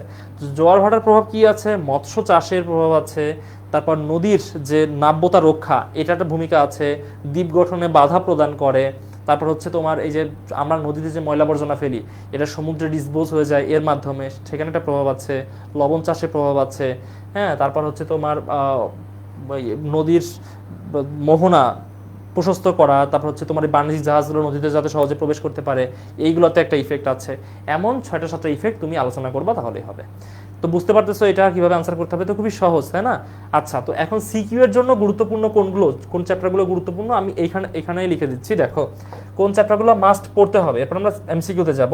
কোন চ্যাপ্টার মাস্ট পড়তে হবে দেখো, আমরা হচ্ছে পৃথিবীর ভূ অভ্যন্তরীণ গঠন, ঠিক আছে, পৃথিবীর গঠন একটা চ্যাপ্টার আছে, পৃথিবীর গঠন মাস্ট লাগবে, কোনো মাপ নেই, পৃথিবীর গঠন অবশ্যই পড়বা। আচ্ছা, ভূমিরূপ পরিবর্তন, ভূমিরূপ পরিবর্তন এটা অবশ্যই পড়তে হবে, ঠিক আছে। আচ্ছা, তারপর পড়তে হবে বায়ুমণ্ডল ও বায়ু দূষণ, বায়ুমণ্ডল, বায়ুমণ্ডল ও বায়ু দূষণ। আচ্ছা, এই যে আমরা কোশ্চেন দেখলাম, এইগুলা কিন্তু ছিল তোমার সংক্ষিপ্ত সিলেবাসে, গত বছর পর্যন্ত ছিল সংক্ষিপ্ত সিলেবাস, বাট এই বছর থেকে ফুল সিলেবাস, একটু খেয়াল রাখতে হবে, তোমার কিছু চ্যাপ্টার বেড়ে যাবে। আচ্ছা, তারপর অবশ্যই যেটা পড়তে হবে জলবায়ু, জলবায়ুর উপাদান ও নিয়ামক, উপাদান ও নিয়ামক, এবং এই চ্যাপ্টারের সাথে একটা বিষয় অ্যাড করে নিতে হবে, সেটা হচ্ছে জলবায়ু অঞ্চল যে চ্যাপ্টারটা আছে, জলবায়ু অঞ্চল, ঠিক আছে, জলবায়ু অঞ্চলে দুইটা চ্যাপ্টার মিলে কোশ্চেন হয়। আচ্ছা আচ্ছা, এটা পড়ার পরে তুমি যেটা অবশ্যই পড়বা সেটা হচ্ছে ওই যে শেষ দিকে আছে না, ওই যে বায়োমে যে চ্যাপ্টারটা, জীবজগত ও বায়োম, ঠিক আছে, এই চ্যাপ্টারটা অবশ্যই পড়বা। আচ্ছা, তারপরে তোমাকে এই 5টা পড়লেই হবে, মানে এই 5টা 6টা মাস্ট, এইগুলো হচ্ছে মাস্ট রিড, এইগুলা মাস্ট রিড, কোনোভাবেই মাপ নাই, এগুলা কোনোভাবেই মাপ নাই, তোমাকে পড়তেই হবে, ঠিক আছে। আর যারা আরো বেশি ভালো করতে চাও তারা আরো বেশি পড়বা, বাট এগুলা পড়তেই হবে, কোনোভাবেই এগুলা স্কিপ করা যাবে না, কি বুঝতে পারছো? আচ্ছা, ভূগোল এটা খুবই সহজ সাবজেক্ট, যেখানে সহজেই প্লাস পাওয়া যায়। ভূগোল সহজ সাবজেক্ট না, বাট পড়লে ভালো করা যায়। ভূগোল সহজ না, কারণ এখানে তুমি ইচ্ছা রকম কিছু লিখতে পারবা না, এখানে তোমাকে লিখতে গেলে লেখাপড়া করতে হবে, ঠিক আছে মাধব, এটা একটু খেয়াল রাখো। ভূগোল এত সহজ না, বাট পড়লে পারা যায়। হ্যাঁ, আচ্ছা, এবার আমরা আসি বোর্ড প্রশ্ন সমাধান, সকল বোর্ড 2025 এমসিকিউ প্রশ্ন, মানে এমসিকিউটা সব বোর্ডে সেম কোশ্চেন ছিল, মানে সিকিউতে 2 রকম কোশ্চেন ছিল, কয়েকটা বোর্ডে একটা প্যাটার্নে ছিল, অন্য কয়েকটা বোর্ডে অন্যরকম করেছিল, বাট এমসিকিউটা সব বোর্ড একই রকম করেছিল। তো প্রথম কোশ্চেন ছিল ভূত্বকে সিলিকনের পরিমাণ শতকরা কত? আচ্ছা, সিলিকন না, এটা এটা একটা ভুল লেখা হয়েছে, সিলিকন, ইয়েস রাইট, আমি ভুল বললাম, সিলিকন, ঠিক আছে। সিলিকনের পরিমাণ কত সাধারণত, ভূত্বকে সিলিকনের পরিমাণ কত? তুমি একটু আনসার করো, এগুলো ঝটপট আনসার করো। জোয়ার ভাটার অধ্যায়টা ইম্পর্টেন্ট না, ও একটা আমি মিস করেছি, এটা সমুদ্র স্রোত ও জোয়ার ভাটা, এটা অ্যাড করে নাও, এটা আমি মিস করেছি। এই জোয়ার ভাটা থেকে মাস্ট কোশ্চেন আসবে, সমুদ্র স্রোত ও জোয়ার ভাটা, সমুদ্র স্রোত ও জোয়ার ভাটা। আচ্ছা, সমুদ্র স্রোত ও জোয়ার ভাটা, এটা মাস্ট কোশ্চেন আসবে। তোমরা এই জাস্ট 6টা চ্যাপ্টার যেটা বললাম, এই 6টা পড়লেই হয়ে যাবে আশা করি। হ্যাঁ, আর যদি কেউ বেশি পড়তে চাও পড়বা, বাট এই 6টা মাস্ট। আচ্ছা, ঝটপট আনসার করে ফেলো এমসিকিউ গুলা, তাহলে ক্লাস শেষ হয়ে যাবে। আচ্ছা, আনসার করো যে হচ্ছে ভূত্বকে সিলিকনের পরিমাণ কত, কুইক কুইক। দেখো, 1 নম্বর যেটা আছে 42.8, এটা হচ্ছে অক্সিজেন, তাই না, এটা হচ্ছে অক্সিজেন, অক্সিজেন। আর 2 নম্বরে যেটা আছে 27.8, এটা হচ্ছে মূলত সিলিকন। তার মানে কারেক্ট আনসার কোনটা? কারেক্ট আনসার হচ্ছে 27.8, এটা হচ্ছে কারেক্ট আনসার। এতটুকু হচ্ছে ভূত্বকে সিলিকনের পরিমাণ, ঠিক আছে। তোমরা একটু ঝটপট আনসার করবা, তাহলেই হবে, ঝটপট আনসার করে ফেলবা। আচ্ছা, এবার আমরা আসছি 2 নম্বর কোশ্চেনে, যে ক্ষয়জাত পর্বতের উদাহরণ কোনটি? ভোজ, হেনরি, আরাবল্লী নাকি মৌন লোয়া, কোনটি? দেখো, আচ্ছা, ভোজ পর্বত যেটা, এটা কোন ধরনের পর্বত? এটা হচ্ছে, দেখো, পর্বত শ্রেণী বিভাগ যেগুলো ছিল, ভঙ্গিল বা ভাস পর্বত, আগ্নেয় বা সঞ্চয়জাত পর্বত, চ্যুতিস্তূপ পর্বত, ল্যাকোলিত পর্বত, ক্ষয়জাত পর্বত, ঠিক আছে। তো ভোজ পর্বত হচ্ছে ফ্রান্সে, যেটা মূলত চ্যুতিস্তূপ পর্বত, এটা হচ্ছে স্তূপ পর্বত, ঠিক আছে। আচ্ছা, হেনরি পর্বত যেটা, এটা হচ্ছে ল্যাকোলিত পর্বত, যুক্তরাষ্ট্রে, এটা হচ্ছে ল্যাকোলিত পর্বত। আচ্ছা, মৌন লোয়া যেটা, মৌন লোয়া হচ্ছে আগ্নেয় বা সঞ্চয়জাত পর্বত, আগ্নেয় বা সঞ্চয়জাত পর্বত। বাকি যেটা থাকতেছে আরাবল্লী ভারতে, এটা হচ্ছে মূলত ক্ষয়জাত পর্বতের উদাহরণ, ঠিক আছে। তার মানে সঠিক উত্তর হচ্ছে অপশন গ, এটা কারেক্ট আনসার, এখানে এটা কারেক্ট আনসার। ওকে, তাহলে এই যে বিভিন্ন শ্রেণীর যে পর্বতগুলো, এগুলো আমাদেরকে পারতে হবে। আচ্ছা, আগ্নেয় মেকলা কোন মহাসাগরে অবস্থিত? What do you mean by মেকলা? মেকলা কি? আচ্ছা, মেকলা শব্দের অর্থ হচ্ছে রিং, বুঝছো, রিং, সাইকেল, এটা হচ্ছে মেকলা। আচ্ছা, আগ্নেয় হচ্ছে কি? আগ্নেয়গিরির, মানে পৃথিবীর এমন একটা জায়গা আছে মহাসাগরে, যেটা তার আশেপাশে প্রচুর পরিমাণে আগ্নেয়গিরি আছে, তো মানে এটা সাইকেলের মতো অবস্থান করতেছে, এটা রিং এর মতো অবস্থান করতেছে এই আগ্নেয়গিরিগুলা, এগুলাকে বলা হয় আগ্নেয় মেঘলা। এটা কোথায় অবস্থিত কে বলতে পারবা? এখানে অপশনে দেওয়া হচ্ছে ভারত, উত্তর প্রশান্ত আটলান্টিক মহাসাগর, তার মানে ভারত মহাসাগর, উত্তর মহাসাগর, প্রশান্ত মহাসাগর নাকি আটলান্টিক মহাসাগর। এটা হচ্ছে মূলত 3-এর সি, ইয়েস অর্ঘ্য যেটা বলেছো কারেক্ট আনসার, এটা প্রশান্ত মহাসাগরে অবস্থিত আগ্নেয় মেঘলা বা রিং অফ ফায়ার, ঠিক আছে, এটাকে ইংলিশে বলা হয় রিং অফ ফায়ার, ঠিক আছে। আচ্ছা ওকে, এবার হচ্ছে নিচের উদ্দীপকের আলোকে 4 ও 5 নম্বর প্রশ্নের উত্তর দাও। উদ্দীপকে দেখো বাংলাদেশের মানচিত্র দেওয়া আছে এবং ক খ গ 3টা অঞ্চল চিহ্নিত করা আছে। তো এখানে বলতেছে যে উদ্দীপকে উল্লেখিত ক স্থানের ভূমির গড় উচ্চতা কত মিটার। তো এখানে ক অঞ্চল কোনটা দেওয়া আছে দেখো তো, এখানে ক অঞ্চল দেওয়া আছে এটা। আচ্ছা, তো বাংলাদেশে এই অঞ্চলটা তো পাহাড়ি অঞ্চল তাই না, এটা হচ্ছে পার্বত্য চট্টগ্রাম, রাইট, এটা হচ্ছে পার্বত্য চট্টগ্রাম। তো বাংলাদেশের যে চট্টগ্রাম অঞ্চল তো পাহাড়ি অঞ্চল, এখানে সর্বোচ্চ 2টা পর্বতমালা আছে, তাজিং ডং এবং কিওক্রেডং। তাজিং ডং হচ্ছে 1300 মিটার, 1231 মিটার এবং কিওক্রেডং হচ্ছে 1230 মিটার। তো সবগুলো পর্বত তো উঁচু না বা সবগুলো পাহাড়ে তো উঁচু না, আরো নিচু। তো এভারেজ উচ্চতা কতটুকু কে বলতে পারবা? আচ্ছা, বি বলতেছো, 4-এর ক বলতেছো, অনেকে বলতেছো 4-এর ক বলতেছো অর্ঘ্য সাহা, এটা হচ্ছে সর্বোচ্চ উচ্চতা, এটা তাজিং ডং-এর সর্বোচ্চ উচ্চতা। এখানে বলতেছে হচ্ছে গড় উচ্চতার কথা, ঠিক আছে, সর্বোচ্চ উচ্চতা এবং গড় উচ্চতার মধ্যে পার্থক্য তোমাকে বুঝতে হবে, এটা সর্বোচ্চ নট গড়। আচ্ছা, এটা হচ্ছে 610 মিটার, ঠিক আছে। পার্বত্য চট্টগ্রাম অঞ্চলে যত পাহাড়গুলো আছে, পর্বতগুলো আছে, তার গড় উচ্চতা হচ্ছে 610 মিটার। তাহলে correct answer option B, not option A. এটা হচ্ছে বাংলাদেশের যত পর্বত আছে তার মধ্যে সর্বোচ্চ তাজিং ডং, রাইট, তাজিং ডং। তাজিং ডং এর বর্তমান নাম কি? তাজিং ডং এর বর্তমান নাম হচ্ছে বিজয়, যার সর্বোচ্চ উচ্চতা 1231 মিটার, আর গড় উচ্চতা হচ্ছে যত পর্বত আছে সেখানে 610 মিটার, ঠিক আছে। আচ্ছা, পরের কোশ্চেন, উদ্দীপকে উল্লিখিত খ ও গ অঞ্চলের ভূমিরূপে পার্থক্য রয়েছে কি কি? তো দেখো খ এবং গ, এটা হচ্ছে খ, এটা হচ্ছে গ। তো এই যে খ অঞ্চল, এটা কোন অঞ্চল বলতে পারবা? এটা হচ্ছে বাংলাদেশের বরেন্দ্র ভূমি, এটা হচ্ছে বাংলাদেশের বরেন্দ্র ভূমি, ওই যে রাজশাহী অঞ্চল।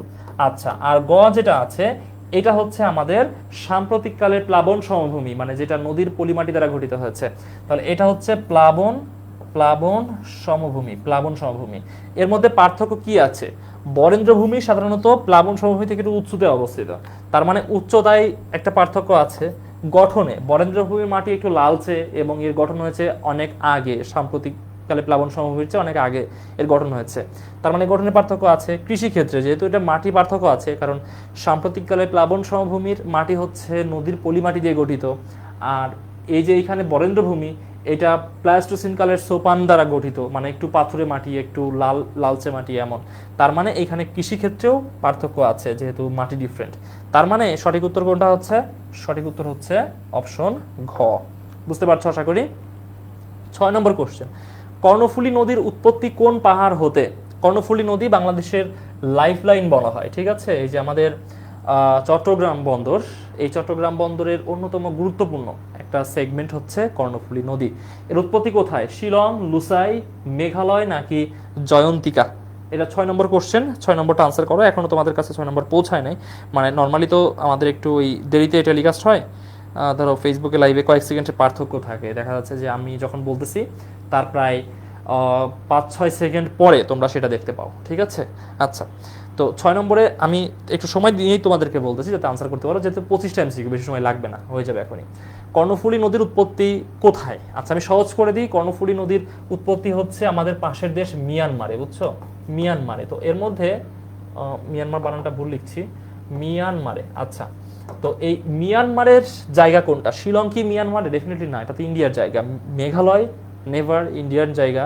জয়ন্তিকা পর্বত এটাও ইন্ডিয়ান, বাট লুসাই পাহাড় হচ্ছে আরাকানে অবস্থিত, এটা মিয়ানমারের জায়গা। তার মানে এই লুসাই পাহাড় থেকে, 6-এর উত্তর হচ্ছে খ, লুসাই পাহাড় থেকে কর্ণফুলী নদীর উৎপত্তি। আচ্ছা, এছাড়া ক বলতেছো, একটু প্লিজ একটু কারেকশন করে নিও, বুঝছো। তোমরা আরেকটু লেখাপড়া করবা সিরিয়াসলি, যাতে সঠিক করে উত্তর করতে পারো, ঠিক উত্তরগুলো করতে পারো, এটা এনশিওর করবা। কারণ পরীক্ষা চলে আসতেছে, এখন ভুল উত্তর করা বুমেরাং, মানে আত্মঘাতী, ঠিক আছে। এখন ভুল উত্তর করা যাবে না। আর যাদের এখনো জিওগ্রাফিতে সমস্যা আছে, তোমাদেরকে সাজেস্ট করবো যে আমাদের পেজে দেখবা ফ্রিতে অনেক ক্লাস আছে জিওগ্রাফির, ক্লাসগুলো কইরো। ইউটিউবে অনেক ফ্রি ক্লাস আছে, ক্লাসগুলো কইরো। আর এখনও ফ্রি ক্লাস চলবে। এগুলো হচ্ছে CQ solve, MCQ solve, board question solve, test paper solve, top 100 MCQ, তারপর হচ্ছে টপ 20 সিকিউ, বিভিন্ন চ্যাপ্টারের এভাবে ক্লাস চলতে থাকবে। এইগুলো করলেও অ্যাটলিস্ট তুমি বেশ ভালো প্রিপারেশন তৈরি করতে পারবা। আচ্ছা, 7 নম্বর কোশ্চেন, নদীর মধ্যগতিতে দেখা যায়, মানে নদীর যে মাঝামাঝি গতি, এখানে দেখা যায় কি চর, বদ্বীপ নাকি কর্দম সিপি, কি দেখা যায়? আচ্ছা, মধ্যগতি মানে পাহাড়ের মতো স্পিড নাই, তো যেহেতু স্পিড নাই সেখানে চর জাগতে পারে, সেখানে বদ্বীপ ডেফিনেটলি গঠন হতে পারে, বাট কর্দম সিপি হয় না। হোয়াট ইজ কর্দম সিপি? নদী প্রবাহিত হচ্ছে, কোনো কারণে নদী বেঁকে গেছে, গিয়ে আবার এভাবে ঘুরে এসে এভাবে গিয়ে এভাবে প্রবাহিত হচ্ছে, এটাকে বলা হয় কর্দম সিপি। ঠিক আছে, কর্দম শব্দের অর্থ কি? কর্দম মানে কাদা, তাই না? আচ্ছা, সিপি মানে এই যে মুখ, তার মানে এমন একটা কাদাময় মুখ তৈরি হয়। ঠিক আছে, মানে এই অঞ্চলটা জলাভূমি থাকে, বাট নদীর মূল অংশ না। তো এইগুলা সাধারণত হচ্ছে নদীর মধ্যগতিতে হয় না।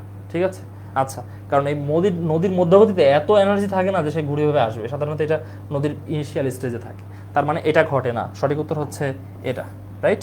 ওকে, আচ্ছা, তারপর 8 ও 9 নম্বর কোশ্চেন আনসার করার জন্য আমাদেরকে এটা আগে দেখতে হবে, একটা উদ্দীপক আছে, উদ্দীপকটা দেখতে হবে। বিভিন্ন প্রকার বাহ্যিক শক্তির মাধ্যমে ক প্রক্রিয়ায় শিলারাশি চূর্ণ বিচূর্ণ হয়, অন্যদিকে ক্রান্তীয় মৌসুমী অঞ্চলে বায়ুর আর্দ্রতার কারণে খ প্রক্রিয়ায় শিলারাশি চূর্ণ বিচূর্ণ হয় এবং শিলারাশির উপাদানের মৌলিক পরিবর্তন ঘটে। নিচের কোনটি ক প্রক্রিয়ার অন্তর্ভুক্ত? ক প্রক্রিয়া কি বলতেছে দেখো তো, এখানে বলতেছে ক প্রক্রিয়া শিলারাশির চূর্ণ বিচূর্ণ হয়। তো শিলারাশির চূর্ণ বিচূর্ণ হওয়াকে কি বলে? বিচূর্ণী ভবন। তো বিচূর্ণী ভবনের আরেক নাম কি? দ্রবণ, জলযোজন, জারণ? না, এইগুলা হচ্ছে তোমার বিচূর্ণী ভবনের বিভিন্ন স্টেজ, বাট বিচূর্ণী ভবনের সিনোনিম না। বিচূর্ণী ভবনের সিনোনিম হচ্ছে খণ্ডীকরণ। ঠিক আছে, বিচূর্ণী মানে চূর্ণ বিচূর্ণ হয়ে যাওয়া, খণ্ড খণ্ড হয়ে যাওয়া। ঠিক আছে, বিচূর্ণী ভবন এবং খণ্ডীকরণ সেম কথা, তার মানে সঠিক উত্তর হচ্ছে অপশন ঘ। ঠিক আছে, 8 নম্বরের উত্তর হচ্ছে অপশন ঘ। 9 নম্বরে বলতেছে উদ্দীপকে ইঙ্গিতকৃত প্রক্রিয়া দুটির মধ্যে ভিন্নতা হলো। তো এইখানে যেটা ক নম্বরে ছিল এটা হচ্ছে বিচূর্ণী ভবন। ঠিক আছে, এটা হচ্ছে বিচূর্ণী ভবন। আচ্ছা, আর খ প্রক্রিয়া যেটা, সেটা বলতেছে কি শিলাশি চূর্ণ বিচূর্ণ হয় বায়ুর আর্দ্রতার কারণে। আচ্ছা, তো এই বায়ুর আর্দ্রতার কারণে যখন শিলারাশি চূর্ণ বিচূর্ণ হয় তখন সেই প্রক্রিয়াটা কি বলে? এটাকে বলে জলযোজন। ঠিক আছে, এটাকে বলে জলযোজন। তো এর মধ্যে একটা পার্থক্য আছে, এর মধ্যে পার্থক্যটা কি কি আমরা দেখার চেষ্টা করি। তো পানির দ্বারা সংগঠিত হয়, ডেফিনেটলি একটা পানির দ্বারা, আরেকটা পানির দ্বারা না, তো এটা একটা পার্থক্য। বাহ্যিক প্রাকৃতিক শক্তি দ্বারা সংগঠিত হয়, তো এইটা দুইটাতেই হয়, বুঝছো? মানে দুইটাতেই বাহ্যিক প্রাকৃতিক শক্তি আছে, তার মানে এটা পার্থক্য না, এটা বাদ দিচ্ছি। রাসায়নিক বিক্রিয়ার মাধ্যমে সংগঠিত হয়, এটা কারেক্ট, কারণ এই যে 2 নম্বর যেটা আছে এটা রাসায়নিক বিক্রিয়ার মাধ্যমে হয়, জলযোজন। কিন্তু বিচূর্ণী ভবনে রাসায়নিক বিক্রিয়া থাকে না। কেমন সেটা তোমাদেরকে দেখায়। ধরো যে ক্যালসিয়াম কার্বনেট, চুনা পাথরের কোনো শিলারাশি আছে, সেইখানে কোনোভাবে পানি প্রবেশ করলো, তাহলে কি বিক্রিয়া ঘটবে এখানে বলো তো? এখানে ক্যালসিয়াম অক্সাইড আলাদা হয়ে যাবে, কার্বন ডাইঅক্সাইড আলাদা হয়ে যাবে এবং পানি আলাদা হয়ে যাবে। তার মানে কি হলো দেখো তো, জলযোজনের ফলে রাসায়নিক বিক্রিয়া ঘটলো, বাট এই শিলারাশির চূর্ণ বিচূর্ণ হওয়া, এখানে কোনো রাসায়নিক বিক্রিয়া ছিল না। তার মানে এটা একটা পার্থক্য, এটা একটা পার্থক্য, বাট এখানে পার্থক্য না, দুইটার ক্ষেত্রেই তোমার প্রাকৃতিক শক্তি দ্বারা সংগঠিত হয়। বাট 1 আর 3 এই দুইটা হচ্ছে পার্থক্যের ক্ষেত্র। তাহলে সঠিক উত্তর কোনটা? সঠিক উত্তর হচ্ছে অপশন খ, 1 এবং 3। বুঝতে পারছো? আচ্ছা, তো যারা একটু ভুল হচ্ছে এখনো, তোমরা একটু কারেকশন করে নিও। 10 নম্বরে বলতেছে বায়ুমণ্ডলের সর্বাপেক্ষা প্রয়োজনীয় গ্যাস হলো অক্সিজেন, নাইট্রোজেন, হাইড্রোজেন নাকি কার্বন ডাইঅক্সাইড? কোনটা সর্বাপেক্ষা প্রয়োজনীয় গ্যাস? কোনটা তোমাদেরকে মনে হয় বায়ুমণ্ডলের সর্বাপেক্ষা গুরুত্বপূর্ণ বা প্রয়োজনীয় গ্যাস কোনটা? বায়ুমণ্ডলে সবচেয়ে বেশি প্রয়োজনীয় গ্যাস অক্সিজেন, এটা আমরা সহজেই পারি, সহজেই বুঝি। ঠিক আছে, এবং এটা পরিমাণও অনেকটা বেশি, বায়ুমণ্ডলে অক্সিজেনের পরিমাণও অনেকটা বেশি। তো এটা হচ্ছে প্রয়োজনীয় গ্যাস, এটা এক্সপ্লেন করার কিছু নাই। 8 নম্বরটা বুঝি নাই, 8 নম্বরে চলে যাই আমরা। আচ্ছা, 8 নম্বরে বলতেছে যে এই উদ্দীপক থেকে তোমাকে আনসার করতে হবে নিচের কোনটি ক প্রক্রিয়ার অন্তর্ভুক্ত। আচ্ছা, ক প্রক্রিয়াটা কি দেখো, বিভিন্ন প্রকার বাহ্যিক শক্তির মাধ্যমে শিলারাশি চূর্ণ বিচূর্ণ হয়। তো আমরা বিচূর্ণী ভবনের সংজ্ঞা যখন পড়েছি সেখানে হচ্ছে কোনো প্রাণী, কোনো প্রাকৃতিক শক্তি বা কোনো হচ্ছে মানুষের দ্বারা যখন শিলারাশি চূর্ণ বিচূর্ণ হয় সেটাকে বিচূর্ণী ভবন বলে। তো এই যে তোমার প্রাণী বা হচ্ছে প্রাকৃতিক শক্তি বা হচ্ছে মানুষ, এগুলো বাহ্যিক শক্তি না? বাহ্যিক শক্তির ফলে শিলারাশির চূর্ণ বিচূর্ণকরণ ঘটলো। এখন এইখানে দেখো বিচূর্ণী ভবন হচ্ছে প্রক্রিয়াটার নাম, বিচূর্ণী ভবন তো অপশনে নাই। তো এখন বিচূর্ণী ভবনের সিনোনিম তোমাকে খুঁজতে হবে। তো এই যে দ্রবণ, জলযোজন, জারণ, এইগুলো হচ্ছে বিচূর্ণী ভবনের একটা সেগমেন্ট, একটা একটা ভাগ, বাট বিচূর্ণী ভবনের সিনোনিম না। বিচূর্ণী ভবনের সিনোনিম হচ্ছে খণ্ডীকরণ। বিচূর্ণ হওয়া মানে খণ্ড খণ্ড হওয়া, তার মানে বিচূর্ণী ভবন ইজ ইকুয়াল টু খণ্ডীকরণ। বুঝছো? জাস্ট সিনোনিমের ইউজ। আচ্ছা, 10 নম্বর এটা আমরা বুঝতে পারলাম। আচ্ছা পুষ্পা, তুমি কি হচ্ছে 8 নম্বরটা বুঝেছো? একটু প্লিজ কনফার্ম করো। 11 নম্বরে বলছে নিচের কোন মেঘে বজ্র সহ বৃষ্টিপাত হয়। আচ্ছা, এখন কোন মেঘে নর্মালি বজ্রপাত হয় সেটা তোমাদেরকে বুঝতে হবে। দেখো যে মেঘের তো 3টা স্টেজ আছে, একটা হচ্ছে নিম্ন আকাশের মেঘ, মধ্য আকাশের মেঘ, আর একটা হচ্ছে উচ্চ আকাশের মেঘ। নিম্ন আকাশের মেঘ হচ্ছে সিরাস, সিরোকিউমুলাস, সিরোস্ট্রাটাস। মধ্য আকাশের মেঘ হচ্ছে অল্ট্রাকিউমুলাস, অল্ট্রোস্ট্রাটাস। আর হচ্ছে সিরাস, সিরোকিউমুলাস, সিরোস্ট্রাটাস এগুলো হচ্ছে উচ্চ আকাশের মেঘ। অল্টোকিউমুলাস, অল্টোস্ট্রাটাস হচ্ছে মধ্য আকাশের, এবং স্ট্রাটাস, নিম্ব স্ট্রাটাস এইগুলা হচ্ছে নিম্ন আকাশের মেঘ। আচ্ছা, তো সাধারণত নিম্ন আকাশের মেঘগুলাতে বৃষ্টিপাতই হয় না। এগুলা পেজা তোলার মতো, দেখো না সাদা কিছু মেঘ উড়ে বেড়ায়, এগুলো থেকে বৃষ্টি হয় না। দেখবা আকাশ খুবই পরিষ্কার, ক্লিন আকাশ, কিছু সাদা মেঘ উঠতেছে, আবহাওয়া খুব সুন্দর। তো এই সাদা মেঘ থেকে জীবনে বৃষ্টি হবে না, ঠিক আছে? এটা বৃষ্টি হয় না।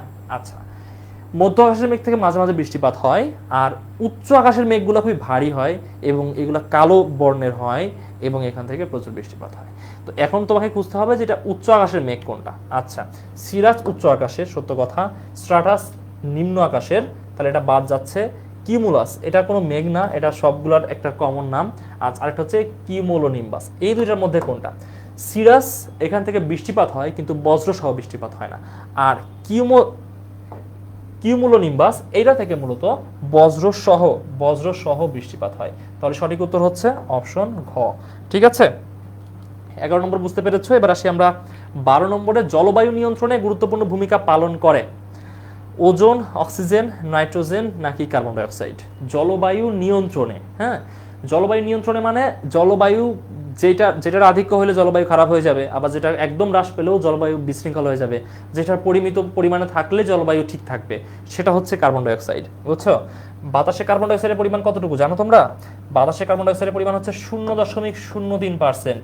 খুব স্পেসিফিকভাবে মনে রাখতে হবে, এটা 0.03 না, 0.3 না, 0.03। ঠিক আছে, তোমাকে পরীক্ষাতে অপশন দিবে বাতাসে কার্বন ডাই অক্সাইডের পরিমাণ কত, দেখবে অপশনে দেওয়া আছে 0.03%, অপশন কতেই আছে, আর অপশন ঘতে দেওয়া আছে 0.03%। তো তুমি যদি শুধু 3 মনে রাখো, এইটা দেখেই তুমি আনসার করে দিয়ে চলে আসবা, পরে বাসায় এসে দেখবা যে না উত্তর ভুল হয়ে গেছে।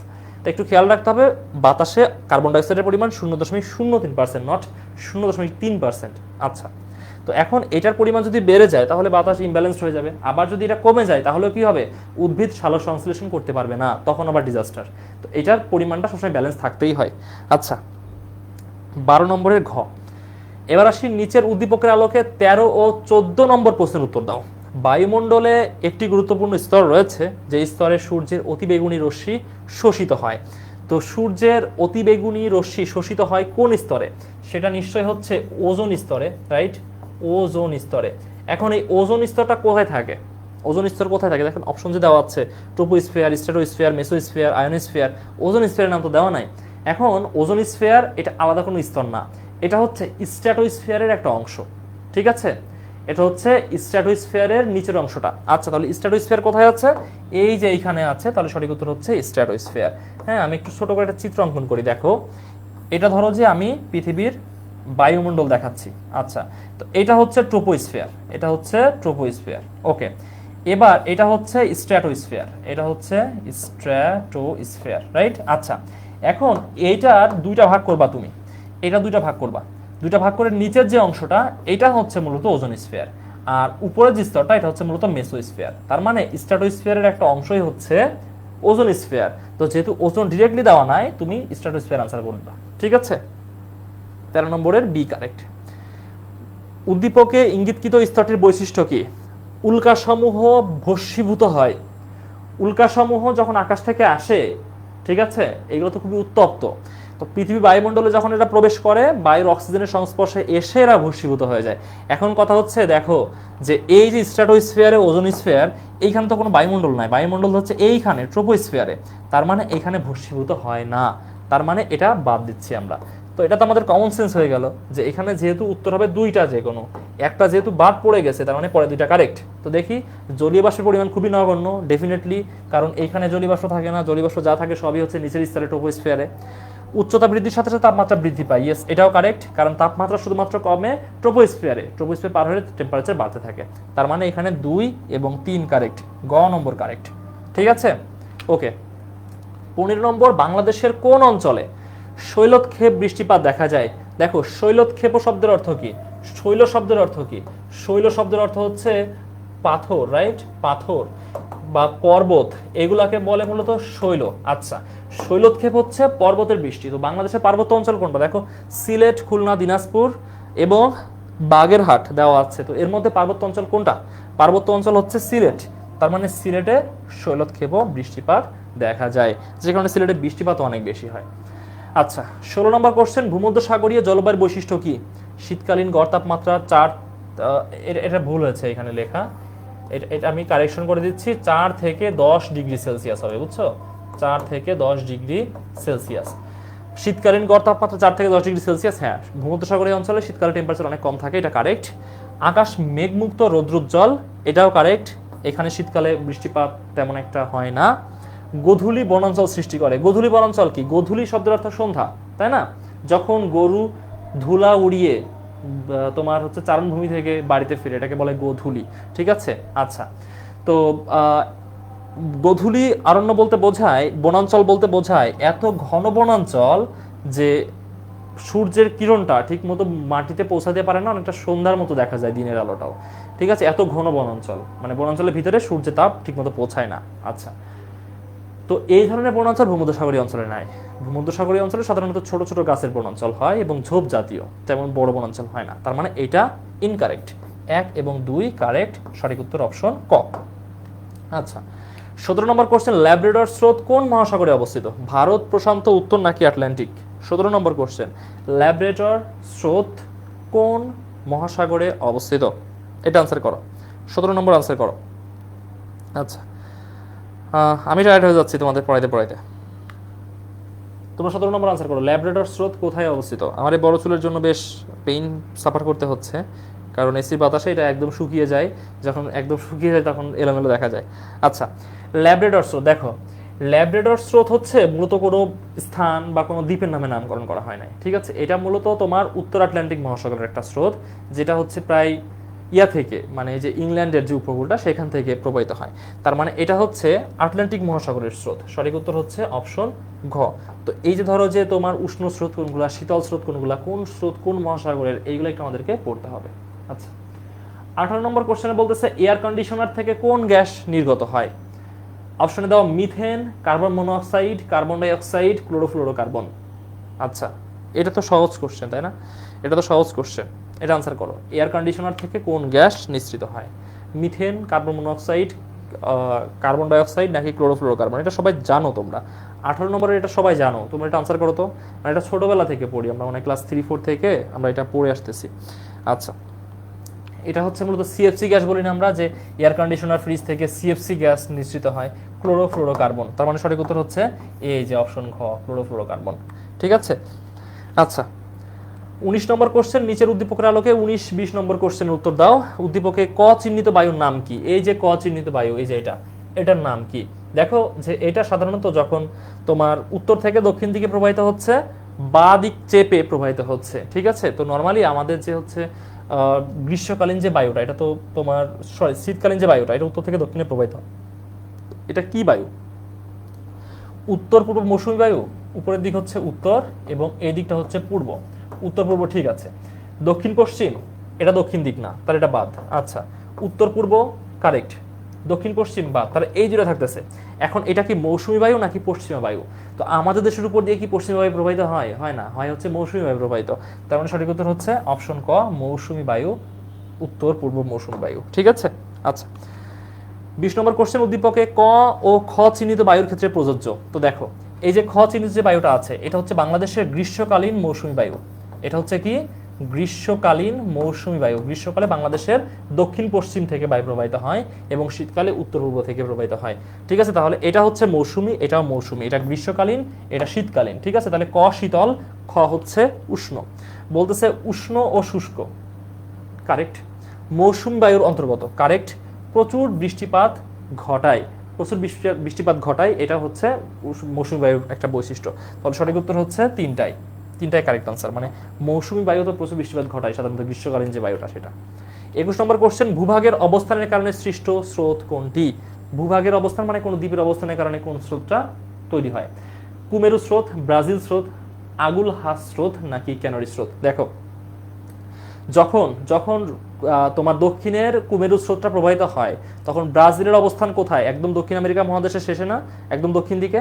তো এই ব্রাজিল এর অবস্থানের কারণে এই স্রোতটা দুই দিকে ভাগ হয়ে একটা হচ্ছে ব্রাজিলের উপকূল বরাবর, একটা চিলির উপকূল বরাবর ভাগ হয়ে যায়। তো এই যে ব্রাজিলের যে অবস্থান, এর ফলে নতুন স্রোত তোমার হচ্ছে প্রশান্ত মহাসাগরে সৃষ্টি হয়। তার মানে সঠিক উত্তর হচ্ছে ব্রাজিল। আচ্ছা, ব্রাজিলের অবস্থান। 22 নম্বর কোশ্চেন, সরি এটা হচ্ছে কত দেখলাম আমরা? এটা 21 দেখলাম।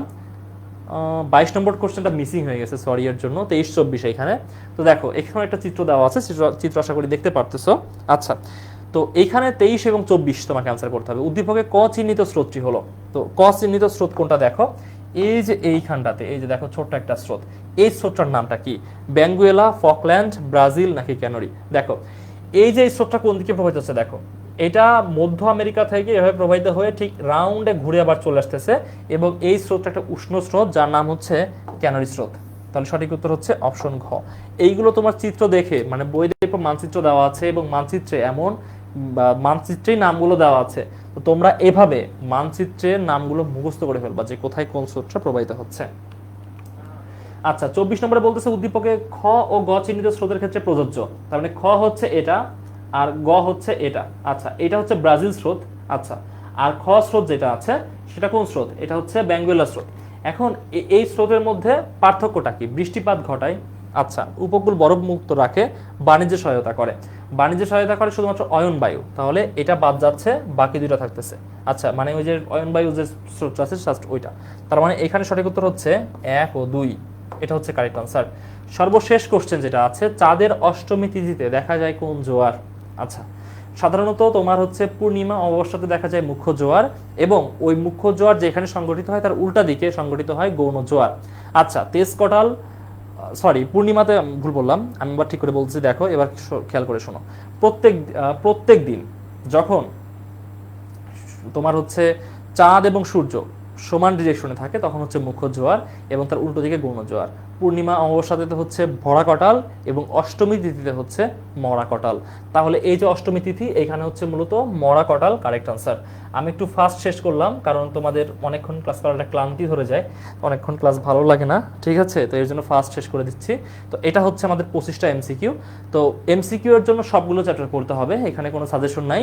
আর যদি মনে করো এর মধ্যে সাজেশন দরকার, তাহলে যে চ্যাপ্টারগুলোর নাম লিখে দিয়েছি আমি, ওই চ্যাপ্টারগুলো, ওই 6টা থেকে 7টা চ্যাপ্টার, ওইগুলো একটু বেশি করে পড়বা, ঠিক আছে? বাট আমার রেকমেন্ডেশন হচ্ছে এমসিকিউ এর জন্য সব চ্যাপ্টার পড়া, আর সিকিউ এর জন্য একটু আমাদের কম বেশি করা যায়, কারণ এমসিকিউতে 25টা এমসিকিউ তোমাকে সবগুলো আনসার করতে হবে। তো এখানে তুমি পড়ে গেলে না একটা চ্যাপ্টার, সেখান থেকে একটা 2টা এমসিকিউ আসলো, তো তুমি তো এখানে বিপদে পড়ে যাবা। তো এর জন্য তোমাকে সবগুলো চ্যাপ্টারই পড়ে যাওয়া উচিত এমসিকিউ এর জন্য। আর সিকিউ এর জন্য তুমি একটু কম বেশি করতে পারো, বাট যারা ভালো মার্কস পাইতে চাও, প্রচুর মার্কস পাইতে চাও, টপ করতে চাও বোর্ডে, হ্যাঁ, ট্যালেন্ট পুলে বৃত্তি পাইতে চাও, বা তোমার গোল্ডেন এ প্লাস পাইতে চাও, তাদের জন্য সব পড়াই চাই, ঠিক আছে? তো এটা ছিল ক্লাস। আমাদের পেজটাতে খেয়াল রেখো, ঠিক আছে? প্রচুর পরিমাণে ক্লাস হবে, এগুলো একটু খেয়াল রাখার চেষ্টা করো, ঠিক আছে? যাদের প্রিপারেশন এখনও দুর্বল আছে, আশা করি এর মধ্যে প্রিপারেশন হয়ে যাবে। তো ধন্যবাদ তোমাদেরকে, আসসালামু আলাইকুম।